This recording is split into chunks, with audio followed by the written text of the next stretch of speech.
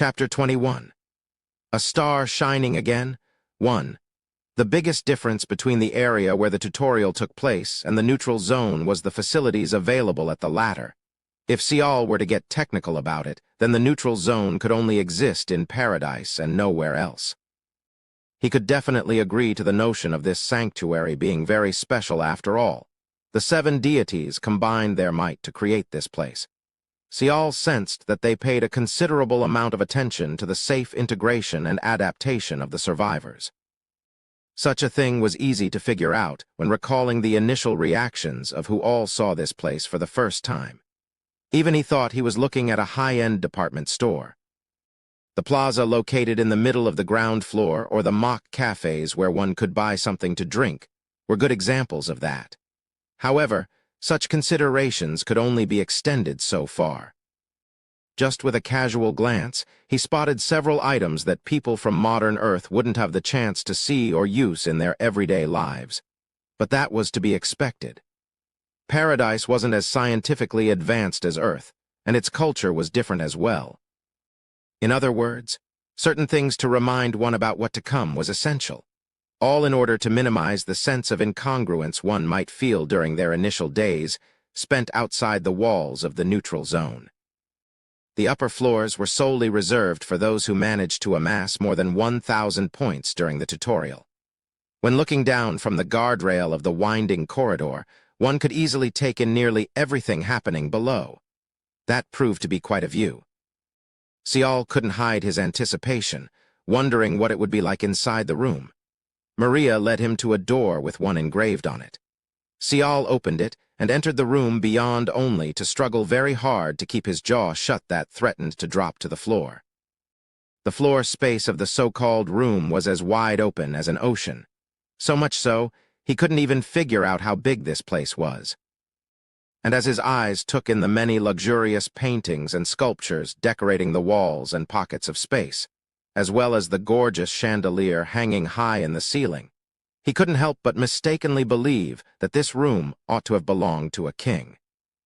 For all of his 26 years of life, Cial had never ever stepped foot inside any room or space as luxurious as this one. He had clapped his eyes on something this grand only through the magic of the internet.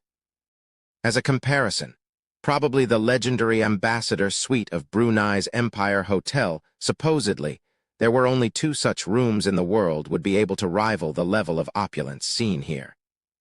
Cial took his time checking out this room that was obviously far too large to be called a mere room, before sitting down on the edge of the equally too large for one-person bed, and decided to relax for a bit. His elation lasted for a brief moment, though. Finding himself all alone in such an expansive room, he ended up getting bored quite quickly. What was the point of such a wide-open space and all this luxury? There was no TV here, no fridge, no computer too. The only object that operated on electricity he had on his person was the smartphone he got at the beginning of the tutorial, used to receive the missions and the like. He had basically nothing to do here, so he ended up checking out the pamphlet Maria left behind once more. And as he browsed through it, his eyes remained wide in surprise, but the expression on his face was getting more and more complicated in the meantime. Greetings to you. The neutral zone operates a very special store for those of you with plenty of survival points burning a hole in your pocket. The VIP store possesses 3 distinct characteristics that separate it from other stores within the zone. Firstly, this is a very unique store created through the combined guidance of the 7 deities. Secondly, the products from this store won't be restocked ever again once it's been purchased. And finally, the number of people who have used the services of this store can be counted on one hand. Although the pricing on each item might be unimaginably high, we can confidently guarantee their effects. The following are the list of items purchasable from the VIP store. We eagerly look forward to your patronage, so see you soon. VIP item list 1. Ambrosia, 30,000 SP each x22. Numa's Sky Boots, 50,000 SP per pair x13. Moirai Souvenir, 600,000 SP x14. Meals Branding Iron, 100,000 SP x15. Divine Elixirs, 30,000 SP each. Strength x1, Endurance x1, Agility x2, Stamina x2, Magic x1, Luck x3 6. The Divine Stigmata, 300,000 SP x1 7. The Seed of the World Tree, 400,000 SP x1 8. Sidus's Divine Strength, 80,000 SP x1 9. Aphrodite's Sedge, 150,000 SP each x5 10. Psyche's Tears, 250,000 SP x1. There were only 10 items on the list, but every single one of them possessed outstanding effects. The obvious problem was, of course, the prices were incredibly, absurdly, nonsensically sky-high, crazy. He felt like swearing out here. Just looking at that Moirai's souvenir told him seemingly everything he needed to know. Were they actually being serious here? Wasn't this like making fun of him or something, by showing off an item so profound and desirable, only to declare loudly, "Oh, look how expensive it is." Kekek. Just who in their right minds can afford things this expensive? He kept thinking like this, yet he couldn't just forget about it. Especially so, he couldn't let go of his interest in the first and the fifth items on the list. The ambrosia was supposedly a drop of morning dew that forcibly evolved one of the awakened abilities to the next level. As for the divine elixirs, they were miraculous medicines that increased the physical stats by one level higher. Their pricing seemed reasonable too, comparatively speaking. Currently, out of the possible 5 directions, Sial's 9 eyes had opened up the central and the left directions. If he could drink 2 ambrosias, then he'd get to open 2 more directions out of the remaining 3. Which meant Sial would be that much closer to unraveling the mystery that he had to live with for the last 26 years. I shouldn't be wasting time like this. The time period of 1 month was not long at all.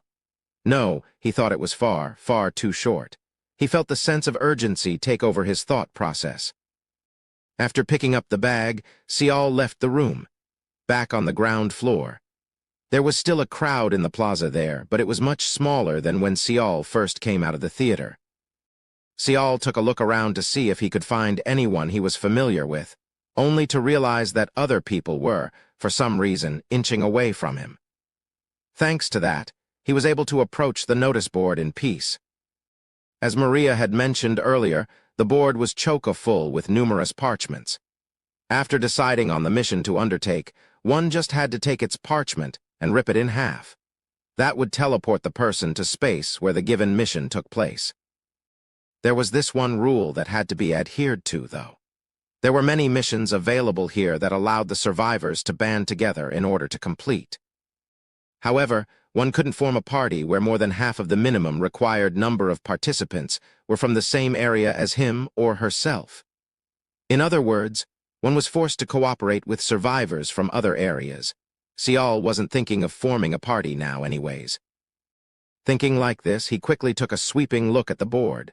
Survive on a mountainside, remaining number of attempts.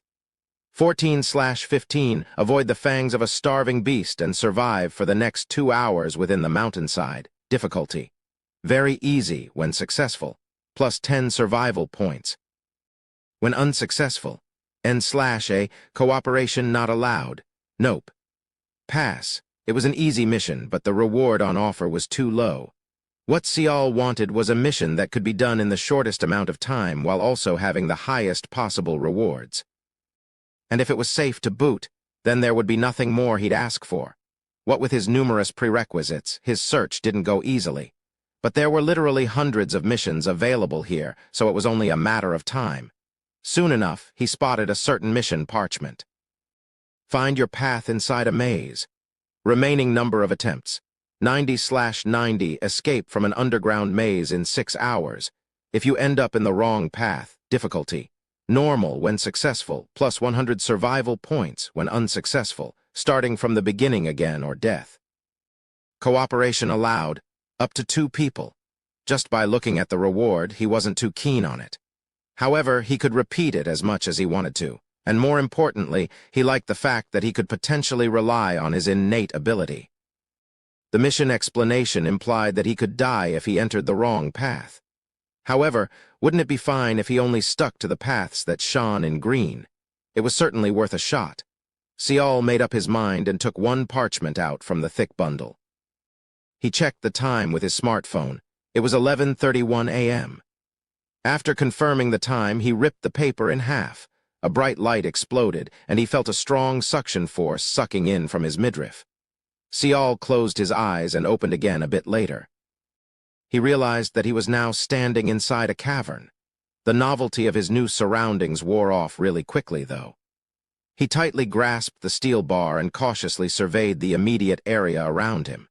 However, even after 2 minutes of solid waiting, not a single thing showed up. He breathed a sigh of relief and shifted his gaze to his front. There were 5 big holes in the wall, shaped like entrances. As soon as he activated his 9 eyes, things unfolded as he suspected it might. The hole to his far left glowed in green. The middle 3 glowed in yellow, while the rightmost one was in the hues of orange. Sial stepped forward in this slightly bending cavern and entered the left entrance. You have completed the normal rated mission. 100 survival points has been awarded. Current SB. 26,600 SB. With the announcement ringing in his ears, Sial's vision was filled with the sight of the ground floor plaza. As soon as he made out of the maze, he was transferred back to the neutral zone. The clock on his phone displayed 12:56 p.m. He only needed 1 hour and 25 minutes to complete a 6-hour mission. He only walked in the direction dictated by his innate ability, so he didn't encounter anything that could have been called dangerous. Clearing the mission took a bit longer than he'd liked because it was his first time attempting it. However, he figured that as soon as he became familiar with it, he might be able to finish the maze in less than 1 hour. Sial nodded his head, now convinced. He then returned to the notice board in a hurry to rip up the mission parchment for the maze once more. And so, he proceeded to vanish and return to the plaza several more times. After he completed the mission that nominally needed 6 hours to complete 6 more times, a couple of unexpected problems rose up. The first problem was that the number of attempts remaining had decreased quite noticeably. This was because the other survivors witnessed Sial continuously completing this particular mission. They figured that it must have been easier than they initially feared, and 1 or 2 people began trying their luck. After all, for a regular survivor, 100 survival points amounted to 1/10 of their aim, so the allure was indeed great. And the second problem was Yuck! A sharp pain momentarily bore through his brain. Sial had no choice but to halt his hands from ripping up another mission parchment. There was no need to even mention what this pain signified. He was all too acutely familiar with it, after all. It was a warning. Or, perhaps, an omen. He had been using 9 eyes for over 6 hours straight now, so it wasn't all that surprising for his brain to cry out in anguish. But I still need to do a few more. The level of pain wasn't all that great if he thought about it. However, back in the past, back a few years ago when he proceeded to ignore similar warning signs, he ended up wallowing in the harsh reality of losing his ability and suffering the consequences of it. Now that I think about it, my whole body kind of feels fatigued, too. No matter how important evolving his ability was, if the ability itself was lost through recklessness, then that would be the worst way to waste his time, ever. He didn't want to repeat the mistake of losing his ability ever again. In the end, Sial returned the mission parchment back to the board and decided to take a break in his room upstairs. Sial woke up from his slumber feeling completely refreshed. Not only his head, but his entire body felt alive and rejuvenated. His body, which did feel a bit heavy, although not to the extent of feeling like a mountain, felt quite normal now. Maria explained that there was definitely a reason why expensive rooms cost so much. There were dozens of rooms in the neutral zone, but their pricing varied to quite a ridiculous degree. According to her, the cheap rooms were only good for sleeping.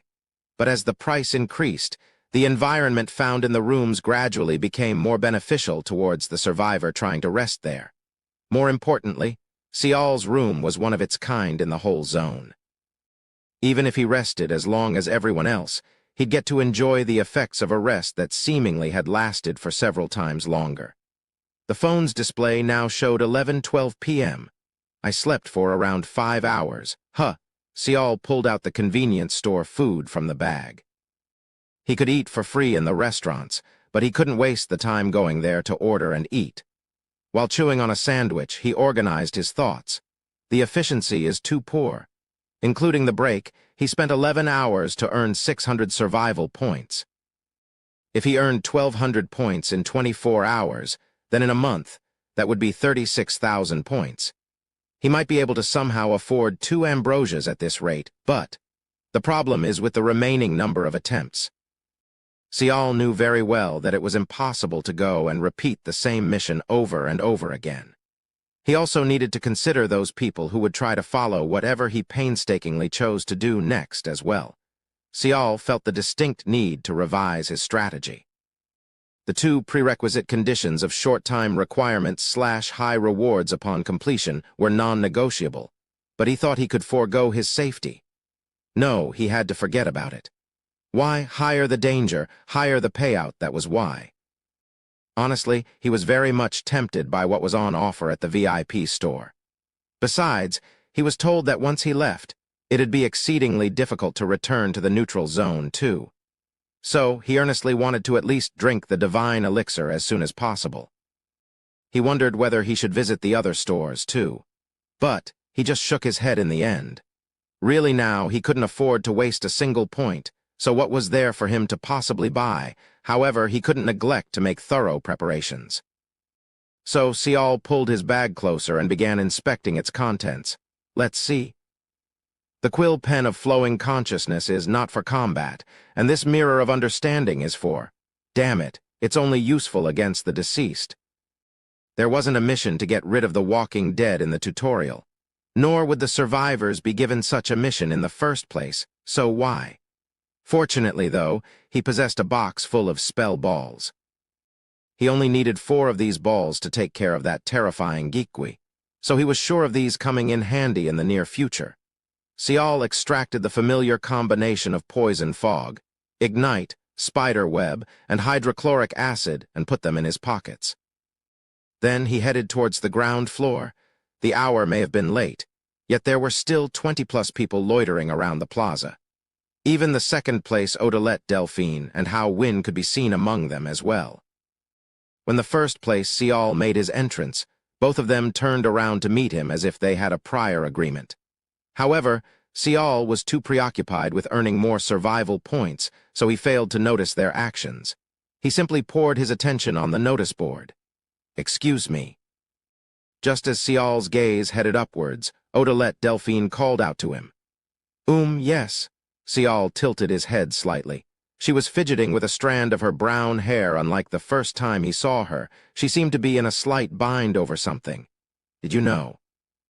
Do you perchance remember Mr. Tong Chai? Mr. Tong Chai, you say? You mean the man wearing a turban? Yes, he was the 5th-place finisher. That man, I think he has met his doom." "Met his doom. He's dead." A survivor who managed to amass more than 1,000 points during the tutorial died already. Now that was something Sial couldn't just gloss over. That one. I think he died while attempting that mission. The mission parchment Odilette pointed at was the very same mission Sial was repeating earlier in the day. Indeed, there is a warning that you might die, but why do you think he's dead? It's been 6 hours since he disappeared, but he hasn't returned yet. I'm not so sure about that. No matter what, to say he died while attempting something as simple as this normal difficulty mission is a bit. Odilette's expression became complicated when she heard his words. Something as simple. I see. Well, will you be attempting the same mission again? Ah, no. I was thinking of trying my hands on a different mission this time. Sial shifted his gaze back to the notice board. Odilette Delphine stood there licking her lips for a little while longer before opening her mouth again. "Can you spare some time to share a cup of tea with me?" Although her suggestion didn't sound so bad, meeting a girl possessing an amazing beauty late at night, Sial had something far more pressing to attend to first. He needed to select a new mission and attempt it at least once. "I apologize, but there is something I really need to confirm first. If it's not too much trouble, can I take a rain check?" Sial spoke while considering the fact that she was a foreigner. After listening to his formal rejection, Odilette formed a wistful expression. "I guess it can't be helped." Then she turned around to leave. Sial resumed checking the board out then. He thought what if, and activated his ability. Most of the mission parchments placed lower down on the board didn't emit any color, but as he raised his gaze upwards, he saw yellow, vermilion, and crimson, in that ascending order. Does that mean missions found higher up on the board are harder? Sial then stared in disbelief at the mission parchment dyed in deep crimson color, located at the very top of the board, which proudly boasted the mission reward of 172,800 points. However, his gaze spotted something odd nearby and stayed there. Among the sea of orange, there was one mission parchment dyed in yellow, 1,000 survival points as the mission reward. The difficulty was one step above the slightly hard. Remaining attempts, 15 out of 15. Most importantly, there was no time limit either. As he looked up at that piece of paper, greed filled up Sial's expression. Chapter 22. A star shining again, too. Break through the siege and survive. Remaining number of attempts, 15/15. Survive the encirclement of the group of skeletons. Difficulty, hard when successful, plus 1,000 survival points when unsuccessful. Death. Cooperation possible up to 6 participants. A siege, skeletons.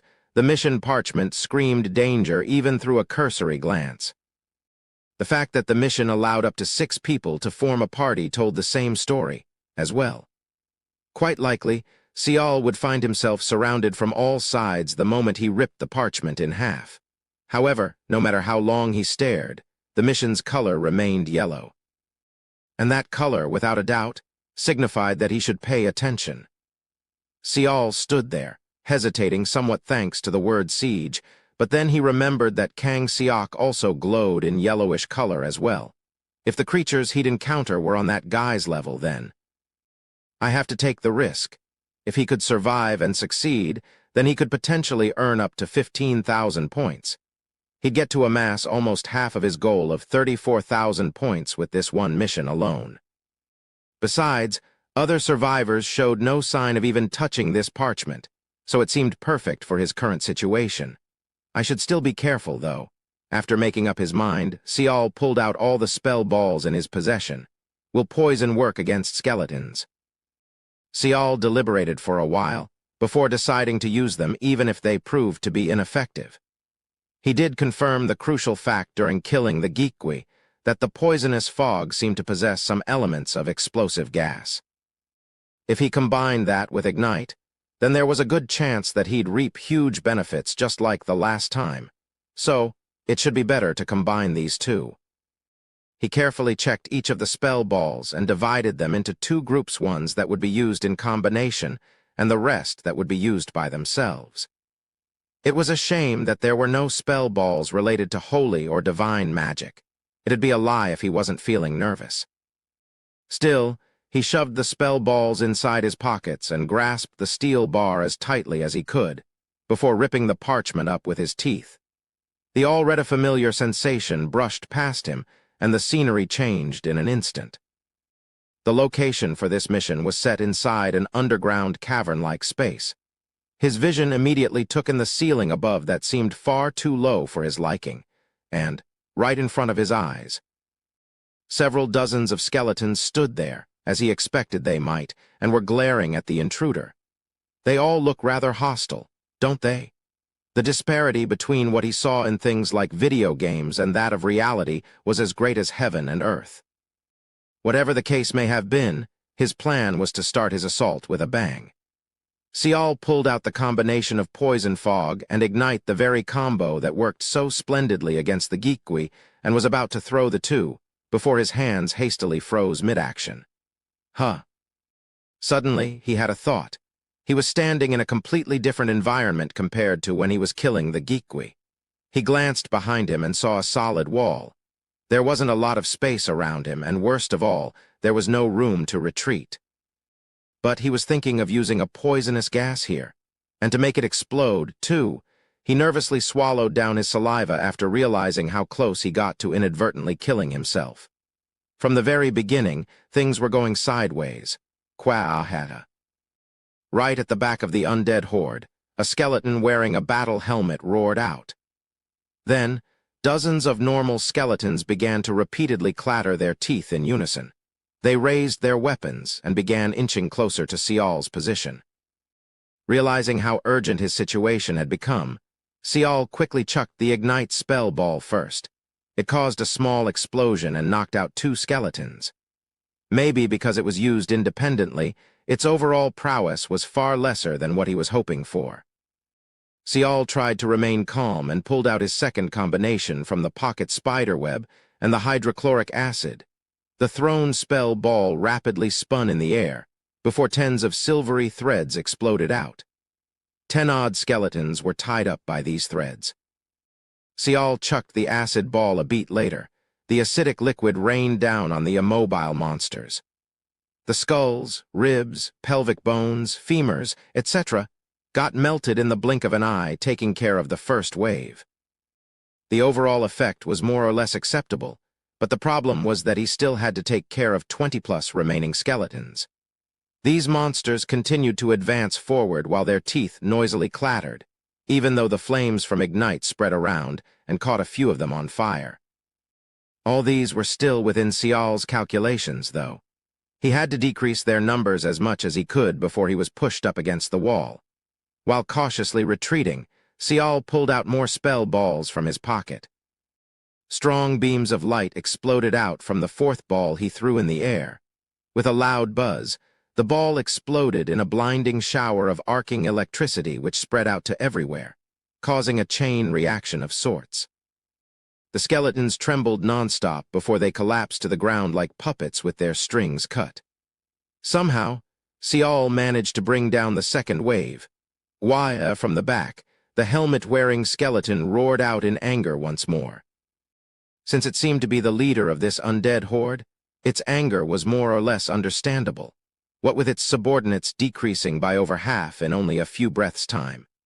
The leader skeleton grasped a large axe and rushed forward, before powerfully kicking off from the ground. The bony hand arced back and then shot downward as if the monster wanted to slice apart the rude intruder in one go. Sial didn't expect the enemy to perform an aerial assault like that and stood there blinking in a daze. Meanwhile, the distance between him and the monster shrunk rapidly. He was about to pull 3 more spell balls out, but had to urgently raise the steel bar to defend himself instead. Although he was slightly caught off guard, as long as he could defend this attack and hit the skeleton with lots of spell balls, then he'd be... Clang. Sial's body tilted to one side rather unexpectedly. His eyes grew wide in disbelief. The airborne attack that carried the downward momentum contained destructive power that easily exceeded his expectations. The angle of defense allowed him to deflect the descending axe, but at the same time, the impact force shoved his own arm away as well. The axe was swung again in a diagonal line and smacked away Sial's steel bar like it was nothing. Then, it swung back towards his now exposed ribcage. His eyes instinctively spun and took in the sight of the powerful arc the axe was drawing. Sial's head blanked out then. I'm going to die here, just like this. Really? But it was only attention required, wasn't it? I still have spell balls left to use, and I am not in a disadvantageous position yet. As thousands of thoughts entered and left his head, his instincts screamed out. It told him it was too late now. Sial gave up on counterattacking right away and spun around with what little reflex he could muster up. While exposing his back, he crouched forward as much as he could. Slice. The sharp blade of the axe didn't cut the intruder's back, but sliced up the object slung across his shoulders, the thick bag that contained pretty much every little thing from a certain convenience store. At the same time, the skeleton's head was reflected on the smooth, polished surface peeking out from underneath the gap cut open by the axe. Suddenly, a light beam shot out from the bag and penetrated the skeleton's eye sockets. Ki-ee-ee, the skeleton screamed. Sial nearly toppled over from the impact, but managed to prop himself up by placing his hands against the wall. He turned his head around to look. Although he was dazed and stunned silly, he still got to see the skeleton screaming out in pain as it was burning away. The moment of quick thinking had saved his neck, but he couldn't hide his shock from the sudden change of situation. What happened? He managed to survive, but that didn't mean his troubles were over. He quickly pulled the bag that served as a wonderful shield to his front and rummaged through its contents. He then figured out the cause of the change. A beam of bright light was coming from the sliced gap of the bag. Oh, the mirror of understanding. It was the special item he drew from the drawing machine, supposedly for dealing with the deceased. Thinking what if, Sial pulled the mirror out and shined its light on the still-burning skeleton with the helmet. Every single bone on its body began to change color right away. Very soon, the monster completely became ash and scattered away like dust. It wasn't the only that monster, though. Even the ones trapped within the spider web, even the ones hastily retreating. As soon as the light touched them, they turned into ash while crying out in sorrowful wails. He only had to shine the light once around the cavern, but the tens of skeletons all became dust in less than 1 minute. When all of its targets were gone, the mirror's surface cracked as if to signal that it had achieved what it was designed for. You have successfully completed a hard difficulty mission. 1,000 survival points has been added to your tally. Current SB. 28,100 SB. When Sial returned to the plaza, a small commotion rose up. After the first-placed survivor vanished from the plaza, the crowd quickly checked what mission he had chosen, only to be shocked out of their minds. Not even one person among them dared to attempt a normal difficulty mission yet, but this youth was challenging a hard difficulty already. Not only that, all by himself. The opinions were evenly split. Some were saying that he had bitten off more than he could chew, while others said that they should wait and see.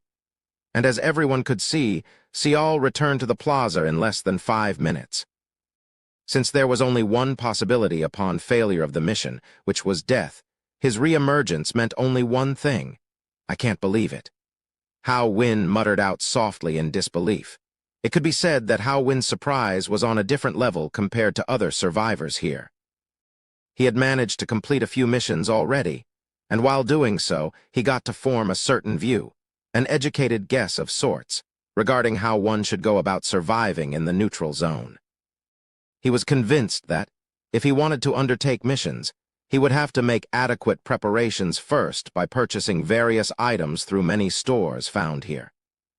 And also, even if he could form a party with other people possessing similar level of abilities as himself, he should not, under no circumstances, attempt to clear missions that had difficulty rating higher than normal, at least not for now.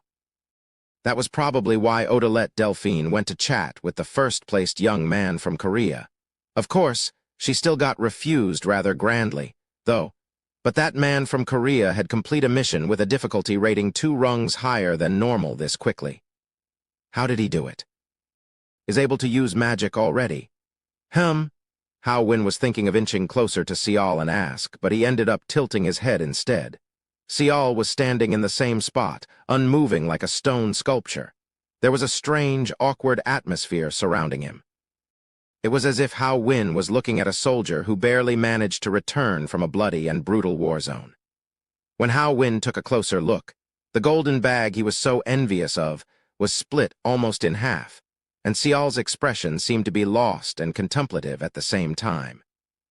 Then, Sial began moving his feet in silence. The crowd could only stare at the back of the young man wordlessly climbing up the staircase in unsteady steps. Sial couldn't recall how he returned to his room. His head hurt, and he felt dizzy as if he had too much to drink. Upon regaining his focus, he found his entire body soaked in cold sweat. A chill crept up his back. His breathing seemed normal on the surface, but his heart kept pounding. His throat felt so dry and clammy that he thought it might crack into pieces at any second. He pulled out a 2-liter bottle of water and drank from it nonstop. His Adam's apple danced up and down for a long time. Sial drank almost half of the bottle in one go, then forced his shaking legs to move. Soon, he fell on top of the bed. Only then, this sensation of returning alive from the abyss came washing over him. Honestly speaking, had he ever felt this enervated since the tutorial began? Tock, tock. He heard someone knocking on the door and raised his head, but then decided not to care and dropped his head back down the sheets. He didn't feel like talking to anyone at the moment.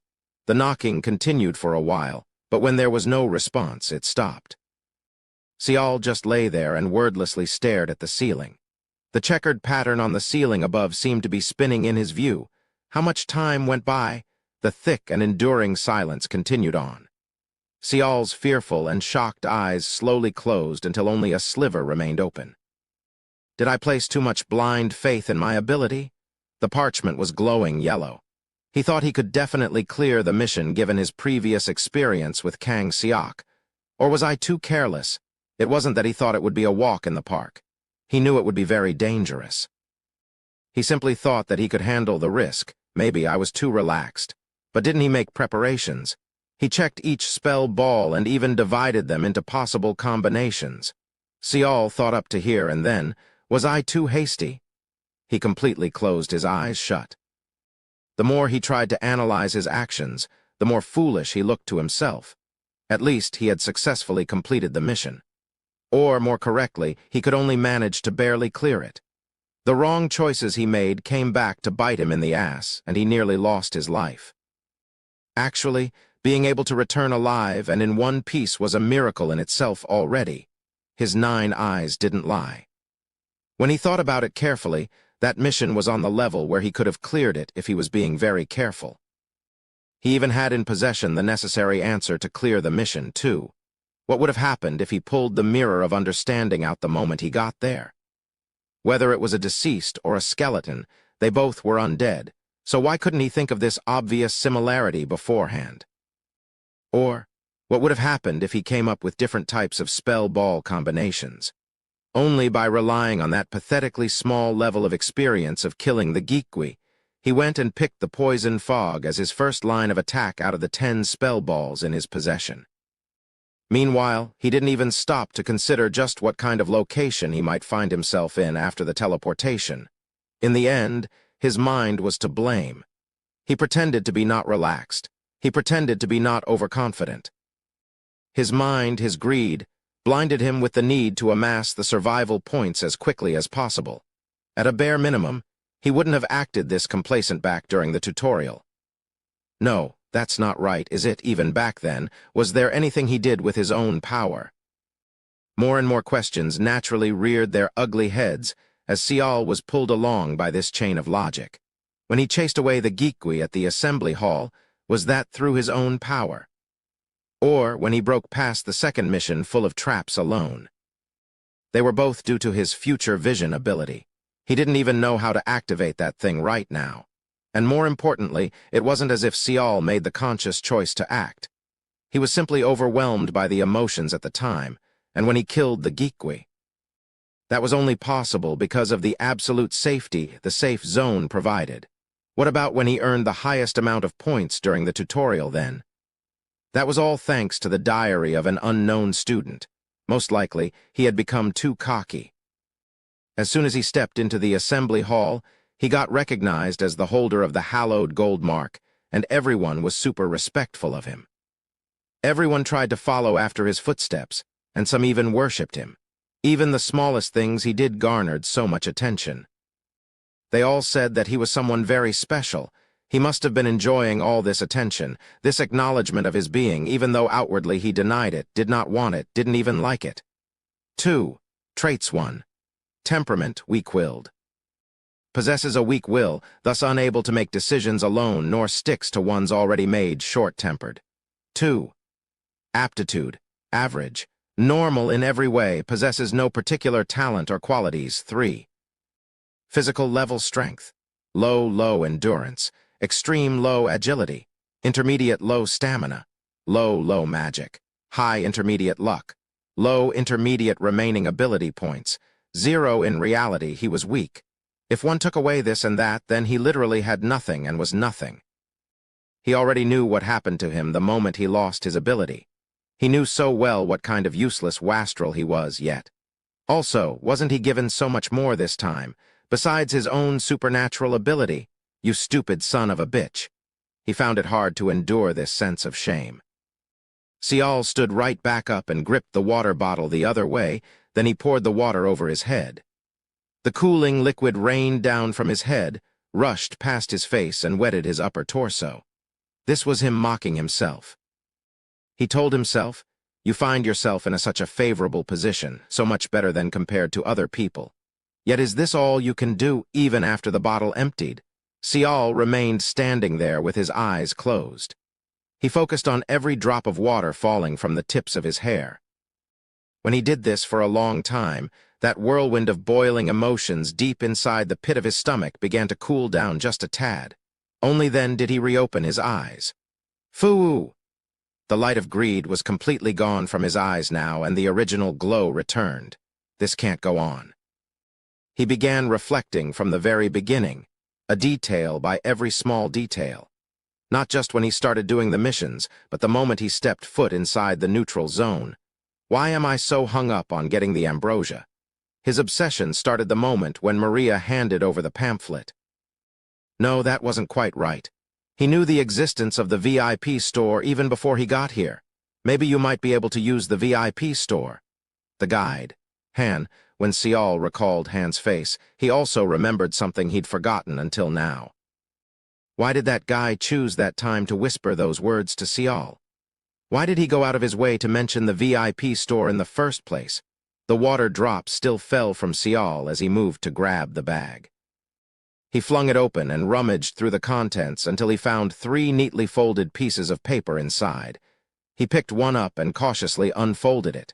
Chapter 23. A Star Shining Again 3. A note from the guide 49/52. Advice to remember when in the neutral zone. Do you wish to quickly increase your physical level? Why not use the special competence? Available in the VIP store again, another mention of the VIP store. Competence. Now that he had taken a look, the note turned out to be just that, a note that had neither a beginning nor a proper ending. Sial still decided to leave his room, however. The only way to satisfy his curiosity was to check this competence with his own 2 eyes. The VIP store was located on the 8th floor. When he pushed the door open, he found a small room, a counter, and a maid sitting behind it. Her eyes grew wide as soon as she saw him. "Hey!" "Oh, my apologies. I didn't expect to see a survivor to enter through those doors so soon. Are you perhaps here to window shop? Is this the VIP store? If you wish to purchase an item, please enter through here." The maid pointed towards a small door to her side. It seemed that there was another room behind the one they were in. "Unfortunately, it isn't possible to window shop in this store. You also need a minimum of 30,000 SP to enter as well, if you're curious about the products available in here. You have an item called Competence on sale." Seeing the maid about to pick up a familiar-looking pamphlet, Sial hurriedly interjected. The maid flinched and stopped. She then spotted the piece of paper gripped in his hand, and an unreadable light flickered in her eyes. Ah, Tilda, of course. The guides? Well, then. The story changes a little bit in that case. Please give me the note. After receiving the guide's note, she opened up the huge closet right behind her. The interior of this wooden closet was packed full with rows upon rows of adult finger-sized potion bottles. The maid pulled one out and placed it on the counter. Sial stared at this small bottle containing a milky white substance. He activated 9 eyes but couldn't see any color. You will also find competence in the regular stores down below. However, they pale in comparison to the ones found in this VIP store. The price, the effects, etc. What differences are there? Well, the most expensive competence you can find in the regular stores is priced at 250 SP. Its effects last for 12 hours. The maximum amount of boost you will receive is 4 times the normal. That's not so bad if you consider the cost-effectiveness. Don't you agree? Oh, you meant the VIP stores. There isn't even a need to say it out loud because the potion's effects and its duration are doubled. For a low price of 400 SP, the duration lasts for 24 hours while you receive 8 times the boost.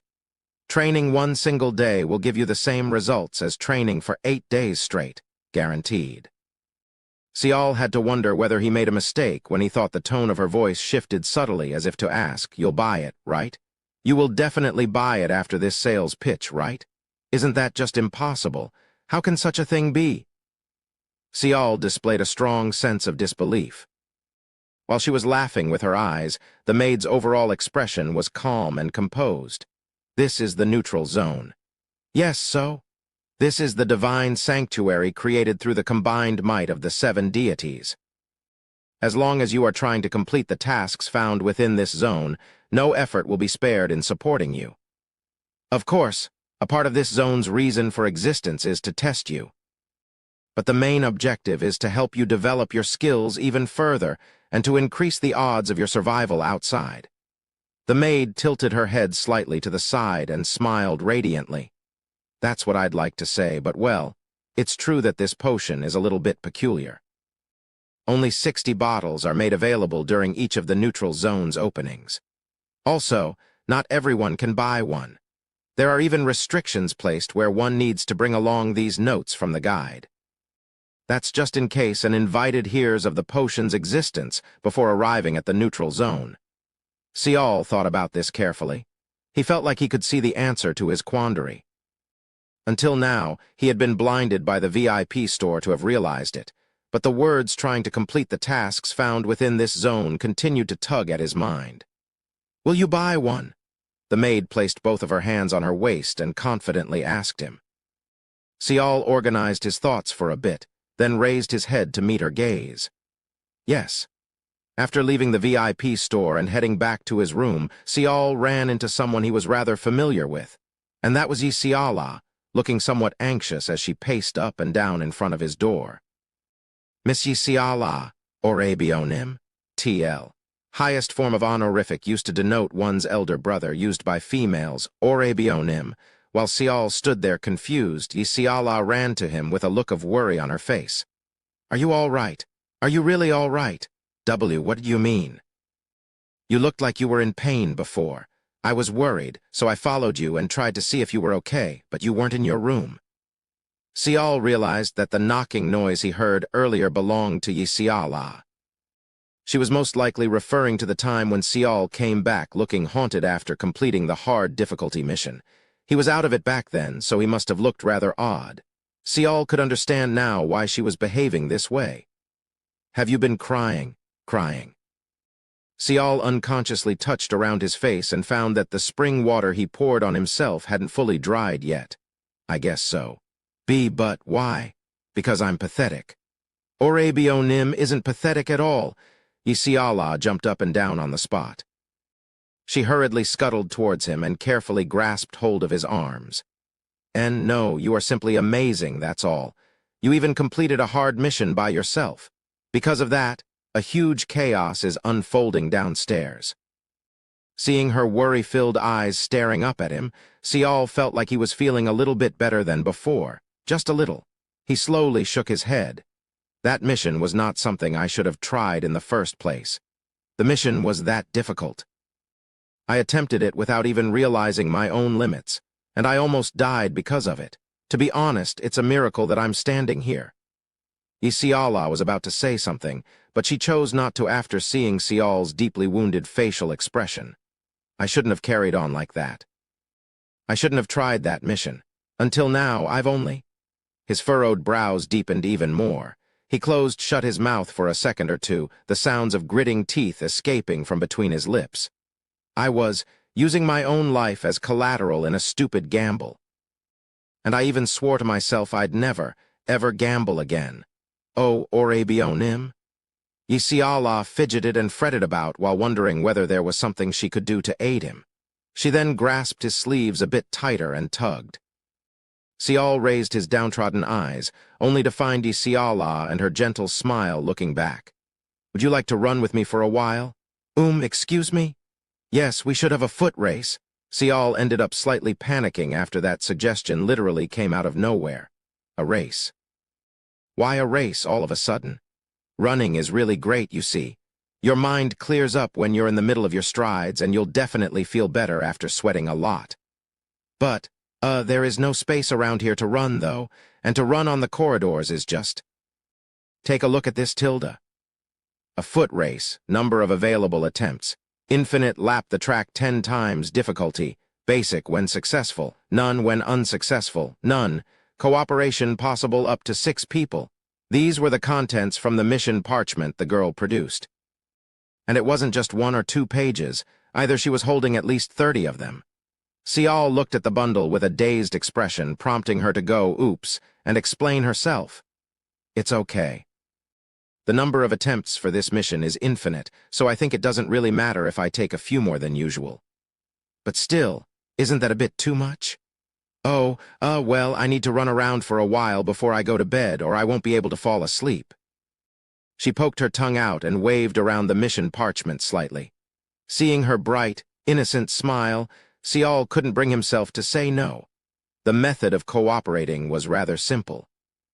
Whether it was by holding hands or touching shoulders, it was fine as long as there was some kind of body contact when the parchment was torn in half. The location they moved to was an athletic field. It was no bigger than what one might find in a middle school.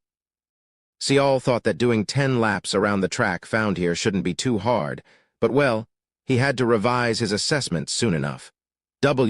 Was my fitness level this terrible? He had no problems up to 4th and 5th laps. However, he began gradually slowing down on the 6th lap, and by the time he barely managed to complete the 7th, he couldn't even see Sial's back anymore, never mind thinking of catching up. He couldn't even tell whether he was running on the track, or the track was running him out. His breathing was beyond rough, and his heart pounded incredibly hard while loudly demanding more and more oxygen to be delivered. Sweat poured out from his back as if it was raining, and a bittersweet odor leaked out from his throat. I can't do this. He wanted to plop down on the floor and pass out, but then again, that would be just too embarrassing. Why? Siala had already finished all of her 10 laps and was waiting by the start/finish line while carefully regulating and calming down her breathing. That was why. However, this was unsurprising. For many, many years, his body had been poisoned by the constant stream of late-night gambling, alcohol intake, and non-stop smoking. So there was no way he would be in a healthy state at all, especially when he never exercised in the first place. Change the way you breathe. Don't breathe through your mouth, but through your nose. Like this, hoo-hoo, ha-ha, hoo-hoo, ha-ha. Sial heard her encouragements and gritted his teeth. Only now, the answer that was just within his reach became crystal clear. Just like his own words muttered out not too long ago, Sial had been doing things by simply gambling with his life as the collateral. Sure, he had received a favorable hand thanks to his gold marking, but if one single thing went wrong somewhere, then he'd end up dead without a doubt, like when he collapsed from the skeleton's jumping attack, for instance. Also, the maid was right, too. The neutral zone wasn't designed to be a place where you must find a way to survive. No, it was designed to help one learn how to survive. Everything had an order to follow. Sial finally managed to complete all 10 laps and stopped just before the finish line. He crumpled to the floor like a collapsing building and roughly wheezed in and out. Siala trotted to where he was and advised him to slowly regulate his breathing before tilting her head a bit, looking somewhat surprised. I didn't expect Orebionim's fitness level to be this low. How come? Miss Siala can run so well. Well, I've been delivering milk in the early mornings, you see. I did that for about 1 year straight. Sounds rough. Oh no, not at all. I've always enjoyed running, you know. Even when I was at school, I entered the athletics club and ran track and field almost every day. Siala drew a victory sign with her fingers. Sial always thought her demure, shy demeanor and her good looks matched up pretty well, but as it turned out, she was a bona fide athlete instead. He gladly accepted her extended helping hand while opening his mouth. Thank you. She became flustered as his gratitude came out from nowhere. My mind's a lot clearer now. It was nothing. If I was able to help somehow, then I'm glad. Besides, you have saved me so. I should be instead. She quickly lowered her gaze and her cheeks reddened softly. Seeing her at a loss and not knowing how to respond, a certain streak of mischievousness tickled Sial's fancy. In any case, thank you. And no, it's nothing at all. Thank you, I mean it. No, it's really nothing at all. It's me who's.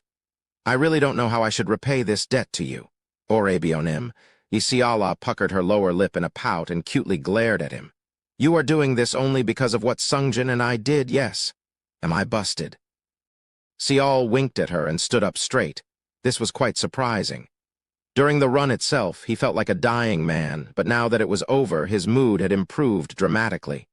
It's not bad, this running thing. Right, running is easily the best way to increase your fitness level. It increases your lung capacity, improves the way your lungs function, and it strengthens your heart. Plus, it even improves your blood circulation. Sial's eyes gradually grew wider as he listened to the virtues of running. He genuinely had no idea that something as simple as running could be this beneficial. In that case, shall we run together one more time? I'm happy with that, but... Siala tilted her head this way and that before she spoke to him in a low voice. You have to drop the honorifics, okay? Sial let off a soft chuckle at her unexpected request. After ending the running session with Siala, Sial rechecked the notice board, and sure enough, he could see them. Right at the bottom of the board, he found huge stacks of parchments with basic written on them. With no survival points offered up as rewards, everyone had been ignoring them until now. Sial revised his plans completely. The first thing he did was to visit the VIP store again. He then ignored the pleas of the maid there and bought the remaining 59 bottles of competence. After drinking a bottle, he began running again.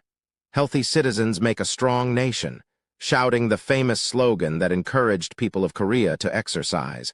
Sial solely focused on improving his fitness level. He figured that before he could start doing any missions, he needed to be healthy and fit. As days passed, other survivors began to think Sial's actions were odd. After all, to their eyes, he possessed enough abilities to solo a hard-ranked mission. Even so, he was only doing basic training regimes that offered no rewards. Not only that, he was repeating them over and over, completely stopping other missions. Sial also found it pretty hard in the beginning.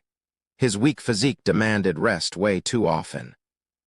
And inevitably, he grew bored of repeating the same thing all the time. He was constantly haunted by thoughts that told him, "This is enough, you can stop now." However, when he sensed the gradual change his body was going through, he was able to throw away all doubts and temptations. On the same track that he could barely run around 10 times at the start of it all, now he could complete the distance without decreasing his speed one bit. His breathing would be ruffled only a little too. In the end, he thought this wasn't going to be enough, so he proceeded straight into the next training mission, and that was to run 20 laps around a slightly longer track. There was one thing different for this mission than the previous one, though there was a reward of 1 SB. Regardless, he repeated this mission diligently for a while, and he could feel his body developing ever so gradually. Maybe it was all due to the effects of the competence potion. He could definitely feel the improvements the more he exercised. And since the results were so tangible and palpable, he no longer found the training routine monotonous and boring anymore. They had become much more interesting and fun. Every time he succeeded when he thought he couldn't, every time he endured and achieved his goal, something within him was changing. He got addicted to this euphoria of success, and he began pouring all of his focus on training like a madman. He spent 2/3 of a day strictly on training. The big reason why he could continue doing this, though, was his room, the room that Maria personally declared as the best in the neutral zone for resting. Just 1 hour of rest washed away all the fatigue, and he only had to sleep for 4 hours to recover his stamina completely. Soon, Sial realized that time was too precious to waste on anything else, and thus became interested in how to recover his stamina even faster. Since there were potions like competence, he figured there could be something else similar to improve one's recovery rate as well. He didn't hesitate to spend his SB in this regard. After all, he had no other place to spend these points, what with his meals and sleeping quarters being free to use. Soon, his exercise time increased to nearly 20 hours. He believed that he had finally begun making good use of the great starting conditions he was given, not just relying on them as if they were his crutch. Yes, he felt envious of other survivors forming teams to tackle various missions. He still felt some attachment towards the Ambrosias, too. But, when he ran around with all his might, all the negative thoughts filtered out of his system and he could control his mind better. He was determined not to take on any missions until he felt confident enough to tackle them again. And so, 2 weeks went by, just like that. For everyone else, it was 14 days, but for Cial, the past 2 weeks were more like 112 days instead. He's insane. Cinzia concluded as so while watching the footage. She was resting her chin on one hand at the same time. On the screen, Cial was running on the track without taking a break, spending half of the month only on training his basic fitness. I really did not expect that someone like him would pop up. I'm sure the gods are really happy right about now.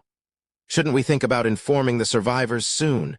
The maid courteously waiting behind her spoke up. It was Agnes, the maid who offered to guide Cial around in the beginning, only to be kicked to the curb rather rudely by Maria. What? Oh, you mean the fake deadline? The neutral zone is in turmoil at the moment. The deadline has been shortened far too drastically. If the survivors learn of the original deadline, then, what can they realistically do? Cinzia extracted a cigarette from her inner pocket. Agnes expertly lit it up. Don't worry about it. We'll just relax and wait and then tell them, oh, you're all so pitiful. I decided to generously extend the deadline. Simple. But still, enough. Agnes shut her mouth right away. A thin smoke slowly drifted out of Cinzia's mouth. There's no problem. Besides, didn't I already send the word out that the neutral zone's deadline will be left to my discretion? There has been a debate as to whether you changing the rules as you please is wise. HMPH. Well then, tell me, what do you think would have happened if I told them that they can stay in here for 3 months? Agnes could only sigh out after being on the receiving end of that pointed question. It's too obvious. They would take it bloody easy. I mean, even those with 0 points would only need to get 30, 40 points a day to pass. Don't you know just how much price we had to pay to establish this neutral zone? You think I'll just sit here and watch such a thing unfold? That is true as well. Agnes reluctantly agreed. Even the most worthless fool can complete the normal difficulty mission by the deadline as long as they build themselves up step by step. More promising eggs would be able to go beyond that. You've heard of Sung Shihyun, who started off from the basic difficulty and cleared the impossible difficulty on the final day, right? Yes, I've heard the story. That's right. This place is designed to speed up growth. But what's the point of telling them that it's important when they don't even bother? Hearing it thousands of times is far worse than seeing it once. If they can't feel it and sense it by themselves, there's no point telling them the truth hundreds of times. At least now, with the short deadline, they're forced to desperately give their all. But they will reach their breaking point soon, was what Agnes was about to say, but she kept silent and just lowered her head. She didn't 100% agree with this notion of forcing people, because there weren't enough of them voluntarily going for the optimal. But she didn't have any sound rebuttals to offer. The countless cases of the past neutral zone openings were ample enough proof of Cinzia's assertion. Most importantly, though the manager in charge of the summons of March 2017 was Cinzia. Besides the basic rules that needed to be adhered to, the rest was left to her sole discretion. Well, I shouldn't be saying those words out aloud, right? I too used to complete these missions like a loon, after all. Cinzia returned her gaze to the screen and licked her lips slightly. Rather than dissatisfied, she looked somewhat envious instead. Agnes covered her mouth and smiled softly. If I trained as hard as he did when I came to this place, then I'd be twice as strong as I am by now. I also think so. Ho, even the famous Agnes thinks so? Of course. Every time I'm faced with my limits, I have regrets. If I could buy a chance to start from the beginning, then I would not hesitate to spend millions and millions. Cinzia smiled brightly. She seemed to be really enjoying this. Returning in time, that's an interesting topic. So, how would you do things differently? First, I'd try to amass as many survival points as possible in the tutorial. Then once I reach the neutral zone, I'd drink 1 bottle of competence from the VIP store every day while fully utilizing the sleeping quarters provided to the top survivor. Since I'd have points left over even after that, well, I'd probably do the same thing that man is doing right now. That's right. That's why I'm kinda envious. Cynthia nodded her head and shifted her gaze away from the screen. Within the eyes of Agnes busily staring at the footage, an odd desire was visibly burning bright. I guess your instincts as a craftsman haven't gone away. It's fine if you wish to help him out. Cynthia's sudden consent made Agnes blink her eyes in surprise. Pardon? Ah, but that man is. I know he was invited by Miss Foxy. Here's the thing, though, I've heard of something interesting. While still smoking her cigarette, the ends of Cynthia's lips began arching upwards. Chapter 24. Hidden Potential Bursting Out 1. Interesting information. That man, he might not be affiliated with Sinyoung. Upon hearing Cynthia's straightforward declaration, Agnes's slim, shapely eyebrows furrowed noticeably. But that can't be. Kim Hannah definitely. Yes, Miss Foxy is affiliated with Sinyoung, but what's important is that the gold stamp wasn't issued by them. What do you mean? Our investigation revealed that the Temple of Gyula has granted her the stamp. Agnes lowered her head and closed her eyes. She did this out of habit whenever she needed to reorganize her thoughts. To have another gold mark appear when Sung Shihyun is still missing. So, don't you think it's all a bit fishy? Of course, nothing's certain. Well, it really doesn't matter even if Miss Foxy guides him to Sinyoung. They and we, Cecilia, might not be in a cooperative relationship, but we're still in an amicable position with them, after all. Agnes raised her head. Unfitting for her usual taciturn expression, there was a glint of a strange light in her eyes. In that case, I'll deal with Maria for you. That girl won't be opposed to the idea anyways. Will it really be fine for me to get involved? With my personality, I will undoubtedly go all out once I start. Right back at you, Drill Sergeant Agnes. You'll have to give it your all or else. Cynthia's expression became somewhat sinister. Sung Shihyun was an irregular with a gold mark, and that man is also a gold mark irregular. Conditions are seemingly the same.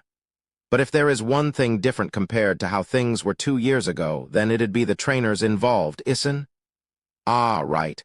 I guess Sung Shihyun was personally trained by an executor, so I guess there would be some differences. Cynthia didn't miss the brief flash of fury rising up on Agnes's face. If you think you can do it, then go for it. Show me what the Cecilia's infamous demonic instructor, the Conqueror of the South, has to offer. In case that man becomes a powerful enemy that stands in our way at a later juncture, please do not blame me. Agnes bowed her head in a respectful manner and quietly made her exit from the room. HMPH. Did I push her a little too hard? Cynthia exhaled the cigarette smoke and chuckled to herself. Foot race, number of available attempts. Infinite, run around the track until you collapse from fatigue difficulty. Basic when successful, plus 10 SB when unsuccessful. N/A, cooperation not allowed. Hoo-hoo, ha-ha, hoo-hoo, ha-ha. Seol was running on the track with a completely empty mind while utilizing the breathing method Yi Seala had taught him. By now, he had long gotten rid of the habit of keeping count the number of laps he'd done. He simply did as the mission required from him, run until collapsing from the exhaustion. After a certain point, he stopped noticing his body improving. There was only one reason why he continued to train like a madman, and that was to win the competition against himself. Like now. He maintained the highest speed he could muster and lapped the track dozens of times. Yet, as if he was trying to run around the endless ocean, he saw no signs of the finish line. It was quite obvious that Seol's stamina wouldn't be infinite. No matter how hard he struggled, he would eventually reach his limit. When that happened, temptations would quickly flood in. They'd whisper, "You've done enough. Take a short break. It'll be fine to walk for a bit. Why don't you slow down a little?" When he was so short of breaths that he felt like he'd die at any second, everything around him seemed to fade away. Even taking one step forward became excruciatingly difficult. It was as if a giant wall was blocking his progress. It was telling him that this was as far as he could go. Suddenly, a drop of tear leaked out from the corner of his eye. He wanted to cry. He wanted to cry because it was so hard. He knew it was pathetic, but he still wanted to collapse on the floor and cry his eyes out. Then maybe, just maybe, he'd feel a lot better. Other survivors were too busy completing various missions, yet why was he here, doing this thankless work all by himself? It wasn't as if anyone would acknowledge the hard work and sacrifice he had put in. No, he began to regret the fact that he entered this place in the first place. Kyuk, Sial resolutely held back his tears. He gritted his teeth and endured. Whenever he was on the brink of falling to those whispers, he felt an unpleasant sense of déjà vu. For some reason, he felt like he would fall into his old habit of gambling again if he couldn't overcome this here. He'd rather die than fall back into that hateful state ever again.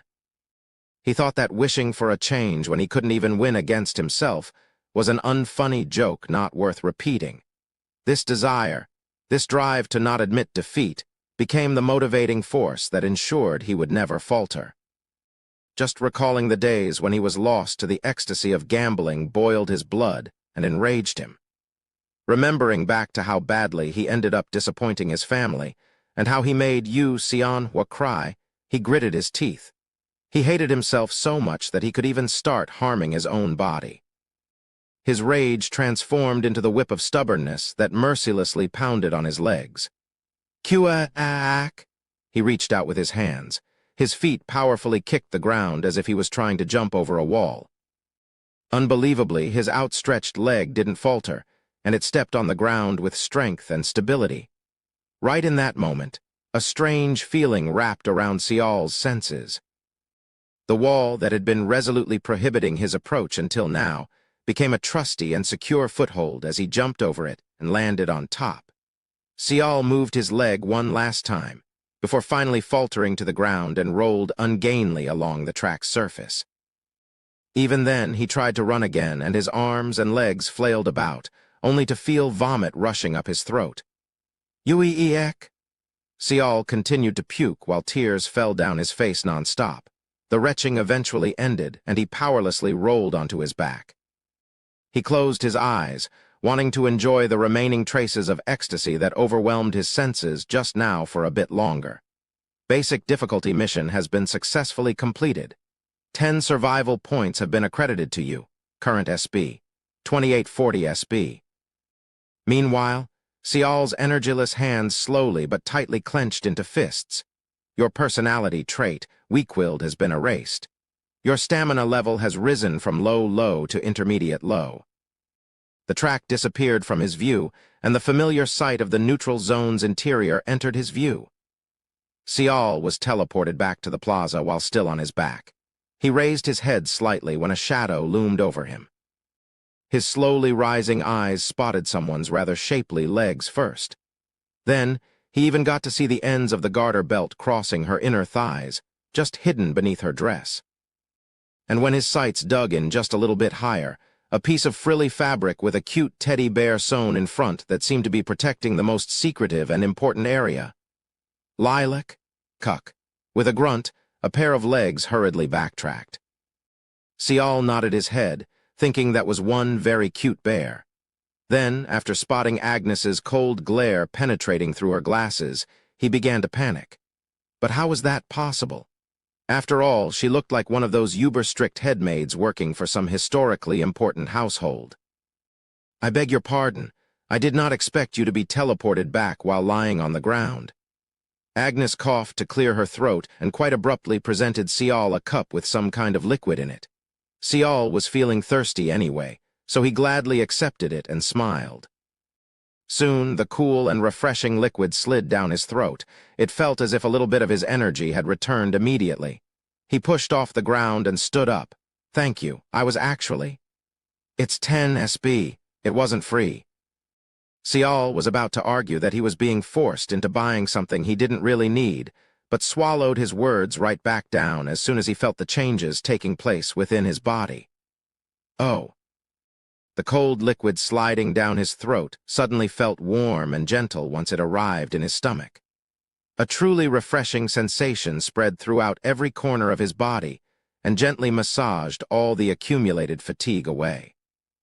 Instead of topping up his spent energy, the liquid seemed to enhance his own surging vitality. It's nothing much. If you rest for a little longer, you should be able to move as usual. Agnes stopped there for a second and stared at Sial. And also, although I fully understand your intentions, it'd be for the best that you no longer drink the stamina recovery potion for the time being." "Why?" Sial was surprised. Rather than "how did you know," his surprise was more of "why shouldn't I?" "But if I want to increase my training time." I never thought I, as a trainer, would say this, but... Agnes fixed her glasses on her nose. "You need to decrease the length of your training time. You're telling me to train less." "Yes." Agnes readily agreed with his answer as if she was waiting for it. "It may sound presumptuous of me, but through my observation of the past 2 weeks, I have come to the conclusion that your training routine has gone beyond the realm of simple fitness training and is now harming your body instead. Your body needs time to cool down properly through regularly scheduled breaks. However, you're punishing it even before it can get adequately ready. It is almost to the point of cruelty." Her cold analysis left Sial speechless. "You have been using recovery potions to forcibly regain your stamina. Although it's fine to use it every once in a while, continuous intake over a prolonged period of time will not help you at all. Resting well is also part of a proper training routine. The more your fatigued body repeats recovering stamina through natural means, the faster your natural recovery rate will get. Now is the time you let your body get used to recovering naturally." I see. From here onwards, rather than relying on recovery potions that instantly replenish your stamina, I strongly advise you to use various items that aid you in natural recovery. For example, there are refreshments, special scented oils for bathing, plants or scented candles to place near your pillow, and others. Agnes also added that such items would also have positive effects on his endurance, strength, and agility. Sial could only nod his head in a daze. He was currently lost among the influx of information, not knowing what to make of it. He knew she wanted to give him important advice, but right now, that dang teddy bear from before merrily danced inside his brain and he couldn't concentrate properly. "If it's not too inconvenient for you." Completely unaware of what Sial was thinking at the moment, Agnes quietly continued on with her words. "Will you grant me the honor of guiding you? Please." She said something very similar on the first day Sial arrived on the neutral zone. However, the nuance of her words was a little different this time. "It'd be my honor." Sial had no reason to refuse, so he didn't. "There is one thing that I'm curious about." As they climbed up the staircase, Agnes asked him, "Why do you not eat at the restaurants and instead choose the food items you found in the tutorial's convenience store? You can utilize the services of the restaurants for free." Her voice sounded like she was admonishing him somewhat. Sial sheepishly scratched his cheek. "Well, I thought I didn't have a lot of time to waste, so..." "That will not do. Just as proper rest is important, so are your meals. Your body needs more nutrients as you train, yet you've been eating those unhealthy junk food." Agnes shook her head in disappointment. Eventually, their steps came to a halt. They arrived on the 3rd floor. Through the glass door, they could see a wide-open space filled with various exercise equipment. Even though there was no treadmill in sight, it was still better kitted out than some of the best gyms out there. "Running for 2 weeks. And you have been taking the special competence daily, so that equates to almost 4 months of constant training. I believe that you are at least fit to a certain degree now." It was at this point that Sial became sure. This strict-looking maid, who just so happened to possess a taste in cute underwear, had knowledge of everything that occurred inside the neutral zone. Running isn't the only form of training. In order to evenly raise your physical stats, I recommend that you try other types of training as well. Sial agreed with that idea. He was thinking of starting other basic training besides running anyways. Agnes was introducing him to this facility because of that reason as well. Of course, it wouldn't be free to use this place, though. How much is it to use this place? 10 points per day, but if you pay for a week in advance, then it's discounted to 50. Also, if you wish to hire a full-time trainer to aid you in your training, it will cost you further 1 extra meal a day. Sial had been paying close attention and ended up doubting his own hearing. Seeing that dumbfounded expression on his face, Agnes hurriedly added something else. "You see, the cuisine offered here in the neutral zone is really delicious. Although Sial couldn't really understand what she meant by that exactly, he decided to accept it as her way of saying she'd help him for free. Even he knew that having a trainer beside you while training made a huge difference. Besides, he could tell Agnes was fired up about something. Feeling something was slightly odd, Sial activated 9 eyes, but she didn't emit any color. In other words, she wasn't necessarily trying to harm him. Sial carefully assessed his situation before opening his mouth. By any chance, are there any other maids beside you who can also train me? Agnes tilted her head slightly. It's not impossible to find one, but are you perhaps not satisfied with me? No, not at all. Sial denied the notion and quietly took a deep breath. I'd like someone who possesses excellent skill set, but also someone who can train me without holding back. Agnes adjusted her glass. The glare from the light reflected off the lens rather sharply. In that case, there is no need to introduce anyone else. Her eyes remained fixed on Sial as she quietly gathered her hands in front of her chest. He thought that there was a trace of smirk on her lips. It is quite embarrassing to say this out aloud, but I am also referred to as the Sicilia's demonic instructor. Demonic instructor. That's good. Will you be fine with it? I was planning to be gentle with you at first. Her words seemed to be implying, do you think you can handle it? Sial replied without hesitation after hearing such a naked provocation. Let me pay the survival points first. Exactly 10 minutes later, Sial was regretting everything he had said while figuratively beating the ground up in anguish. The nickname of Demon wasn't just for show. The moment the training began, Agnes pushed him to the brink without mercy. It was to the point that Sial began missing the pain he felt while he was running laps around the track. He even ended up protesting during the training by saying, "Isn't this too harsh? Didn't you say something about taking a break?" And the reply he got was, "You can rest after the training is over. No one said you could take a break in the middle of your training." Another thing he couldn't bring himself to understand was her suddenly getting violent in the middle of the training. "I told you to keep your eyes forward." Slap, her thin stick sharply landed on Sial's shoulders with a loud slap. Again, 1. Sial panted non-stop as he fixed his grip on the barbell resting on his trapezoid muscles. While doing squats, the so-called must for training the muscles on the lower body, Sial was suffering from the kind of pain that felt like his thighs were being cut up with a dull knife. 2. KQUU. When he somehow managed to lower his hips, the stick slapped him hard on the back once more. You are bending your knees, yet why are they sticking out beyond your toes? Straighten yourself. I've never seen someone as vicious as you, Sial was screaming inside.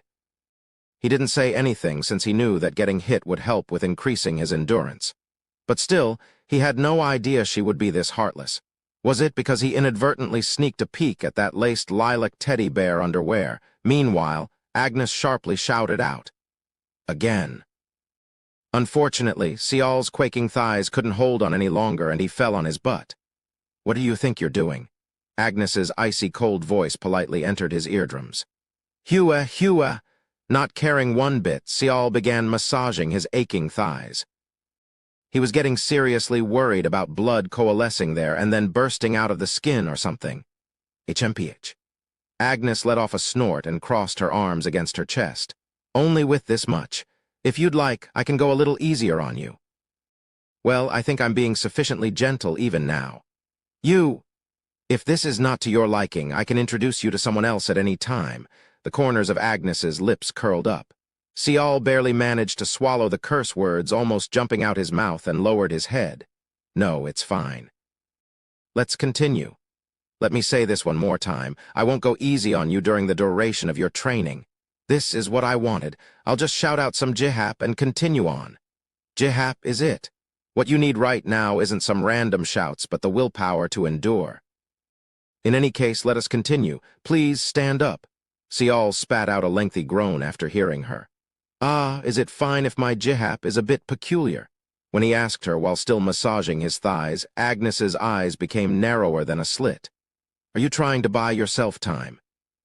You can do whatever you want with your jihap, but you will need to hurry and stand up, please." Damn it, damn it." Sial stood back up while gritting his teeth.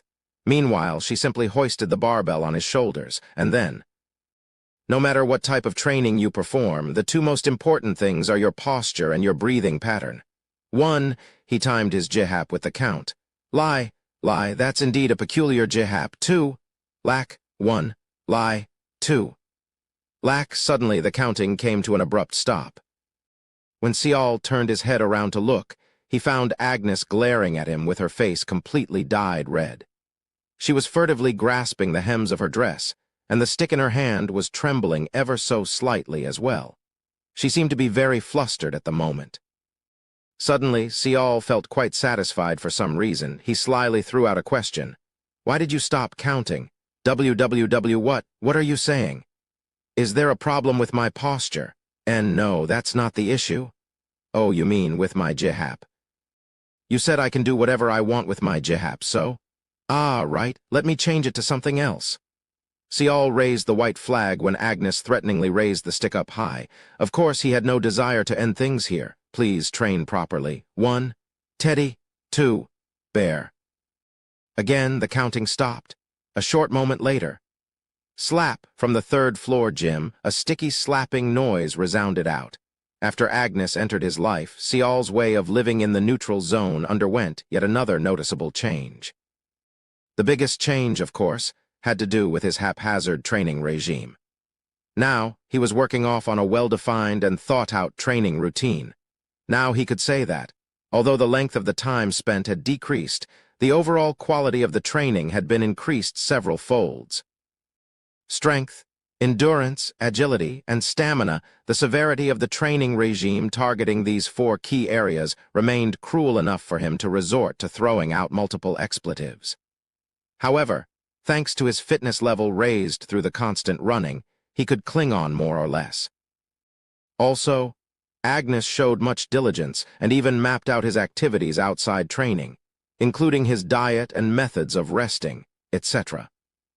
Since the instructor displayed the kind of zeal only seen when polishing a valuable but still rough diamond, Sial, too, was motivated to reciprocate that dedication, and worked hard.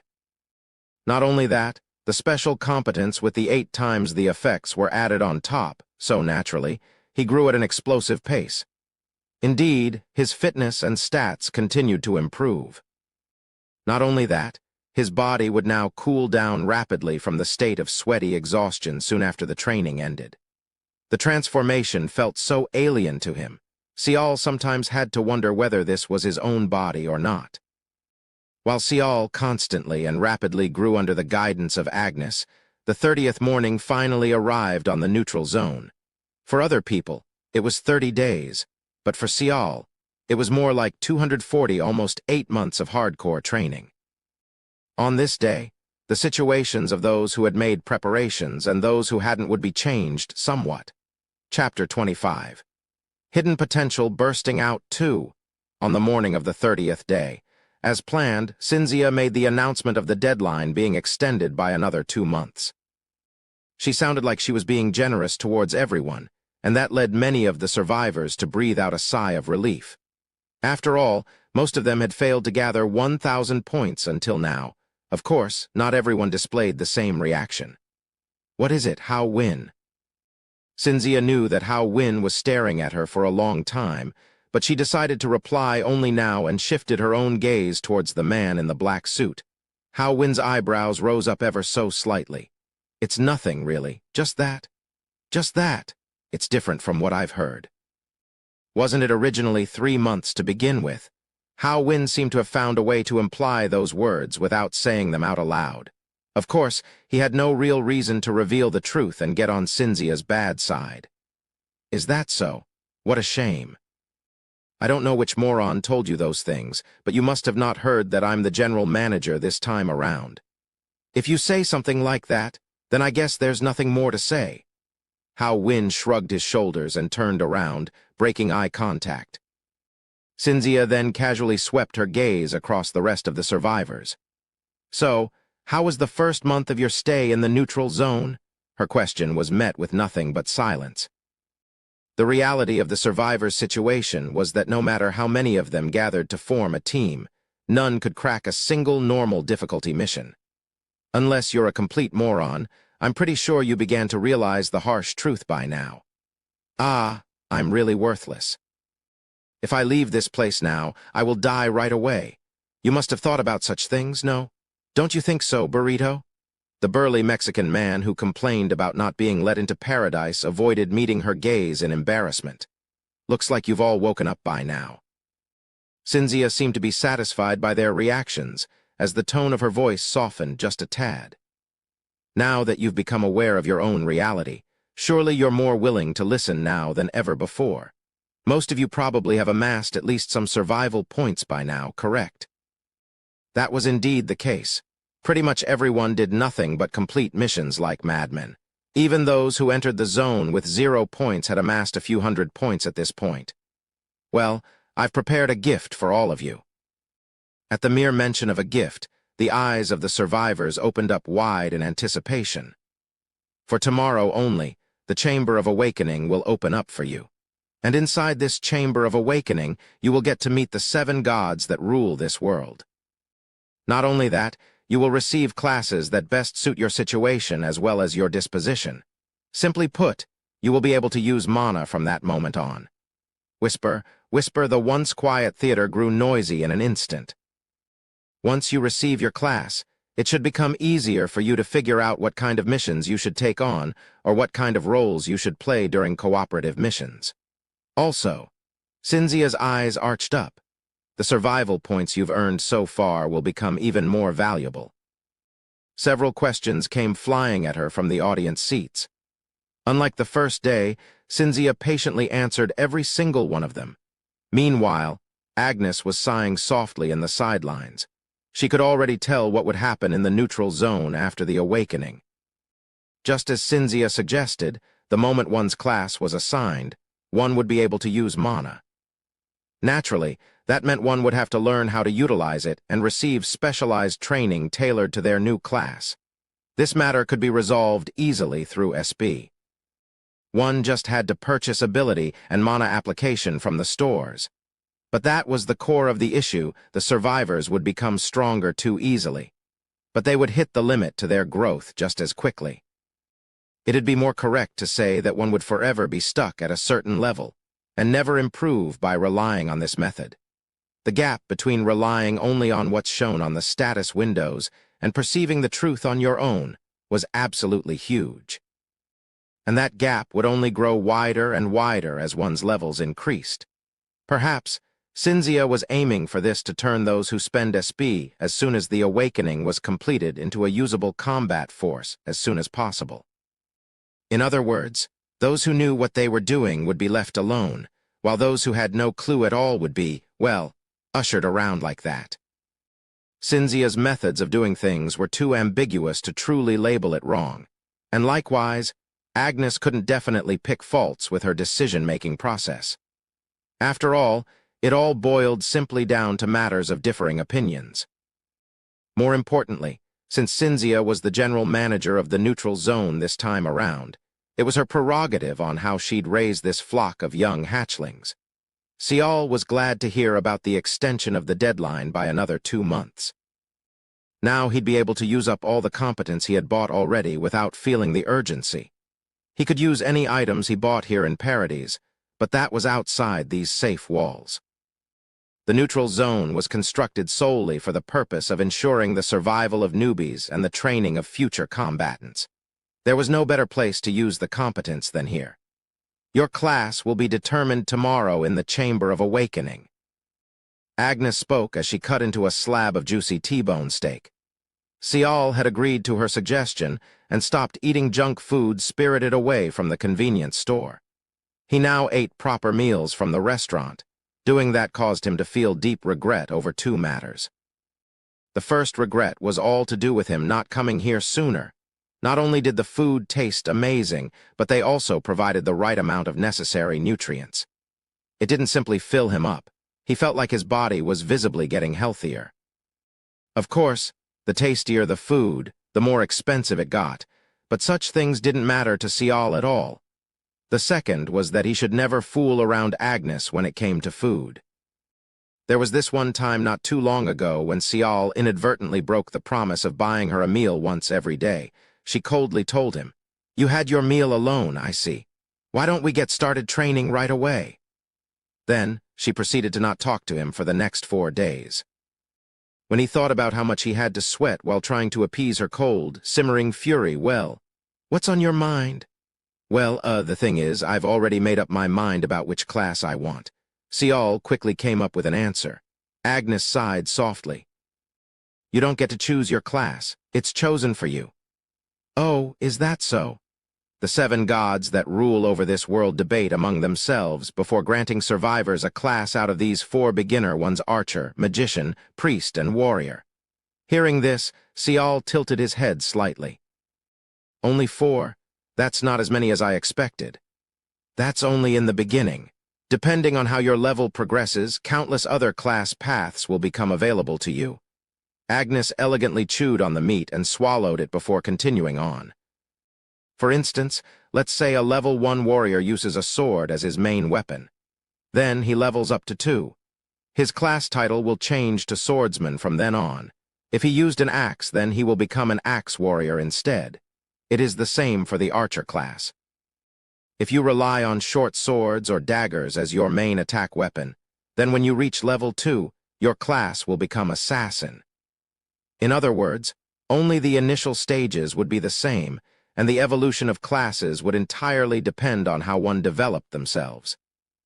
After carefully thinking about a few things, he couldn't help but become curious.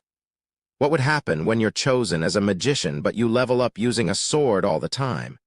You'd become a level 2 magic swordsman, but I wouldn't recommend going down that route.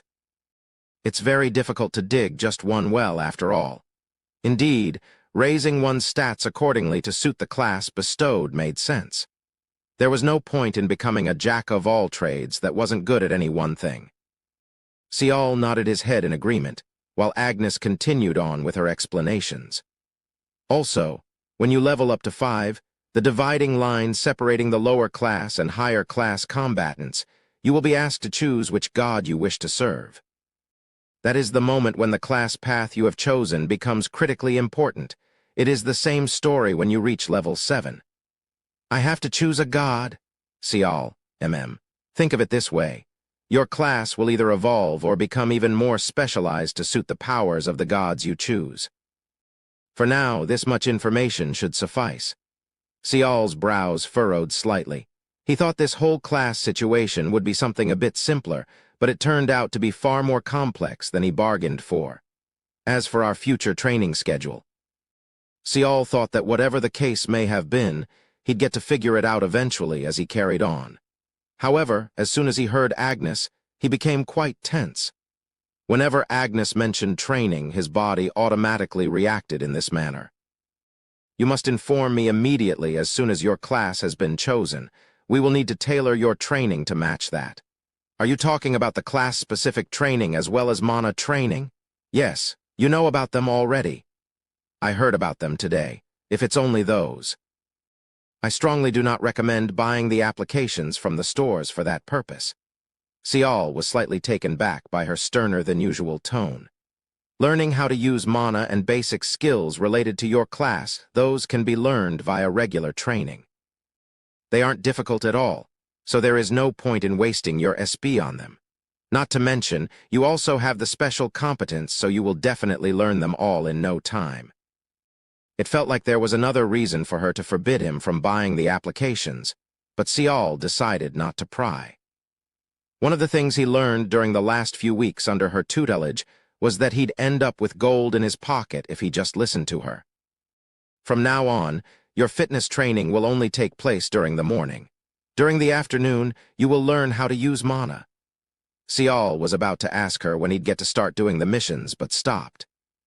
He already made up his mind that he'd only do so once his lost confidence returned on its own.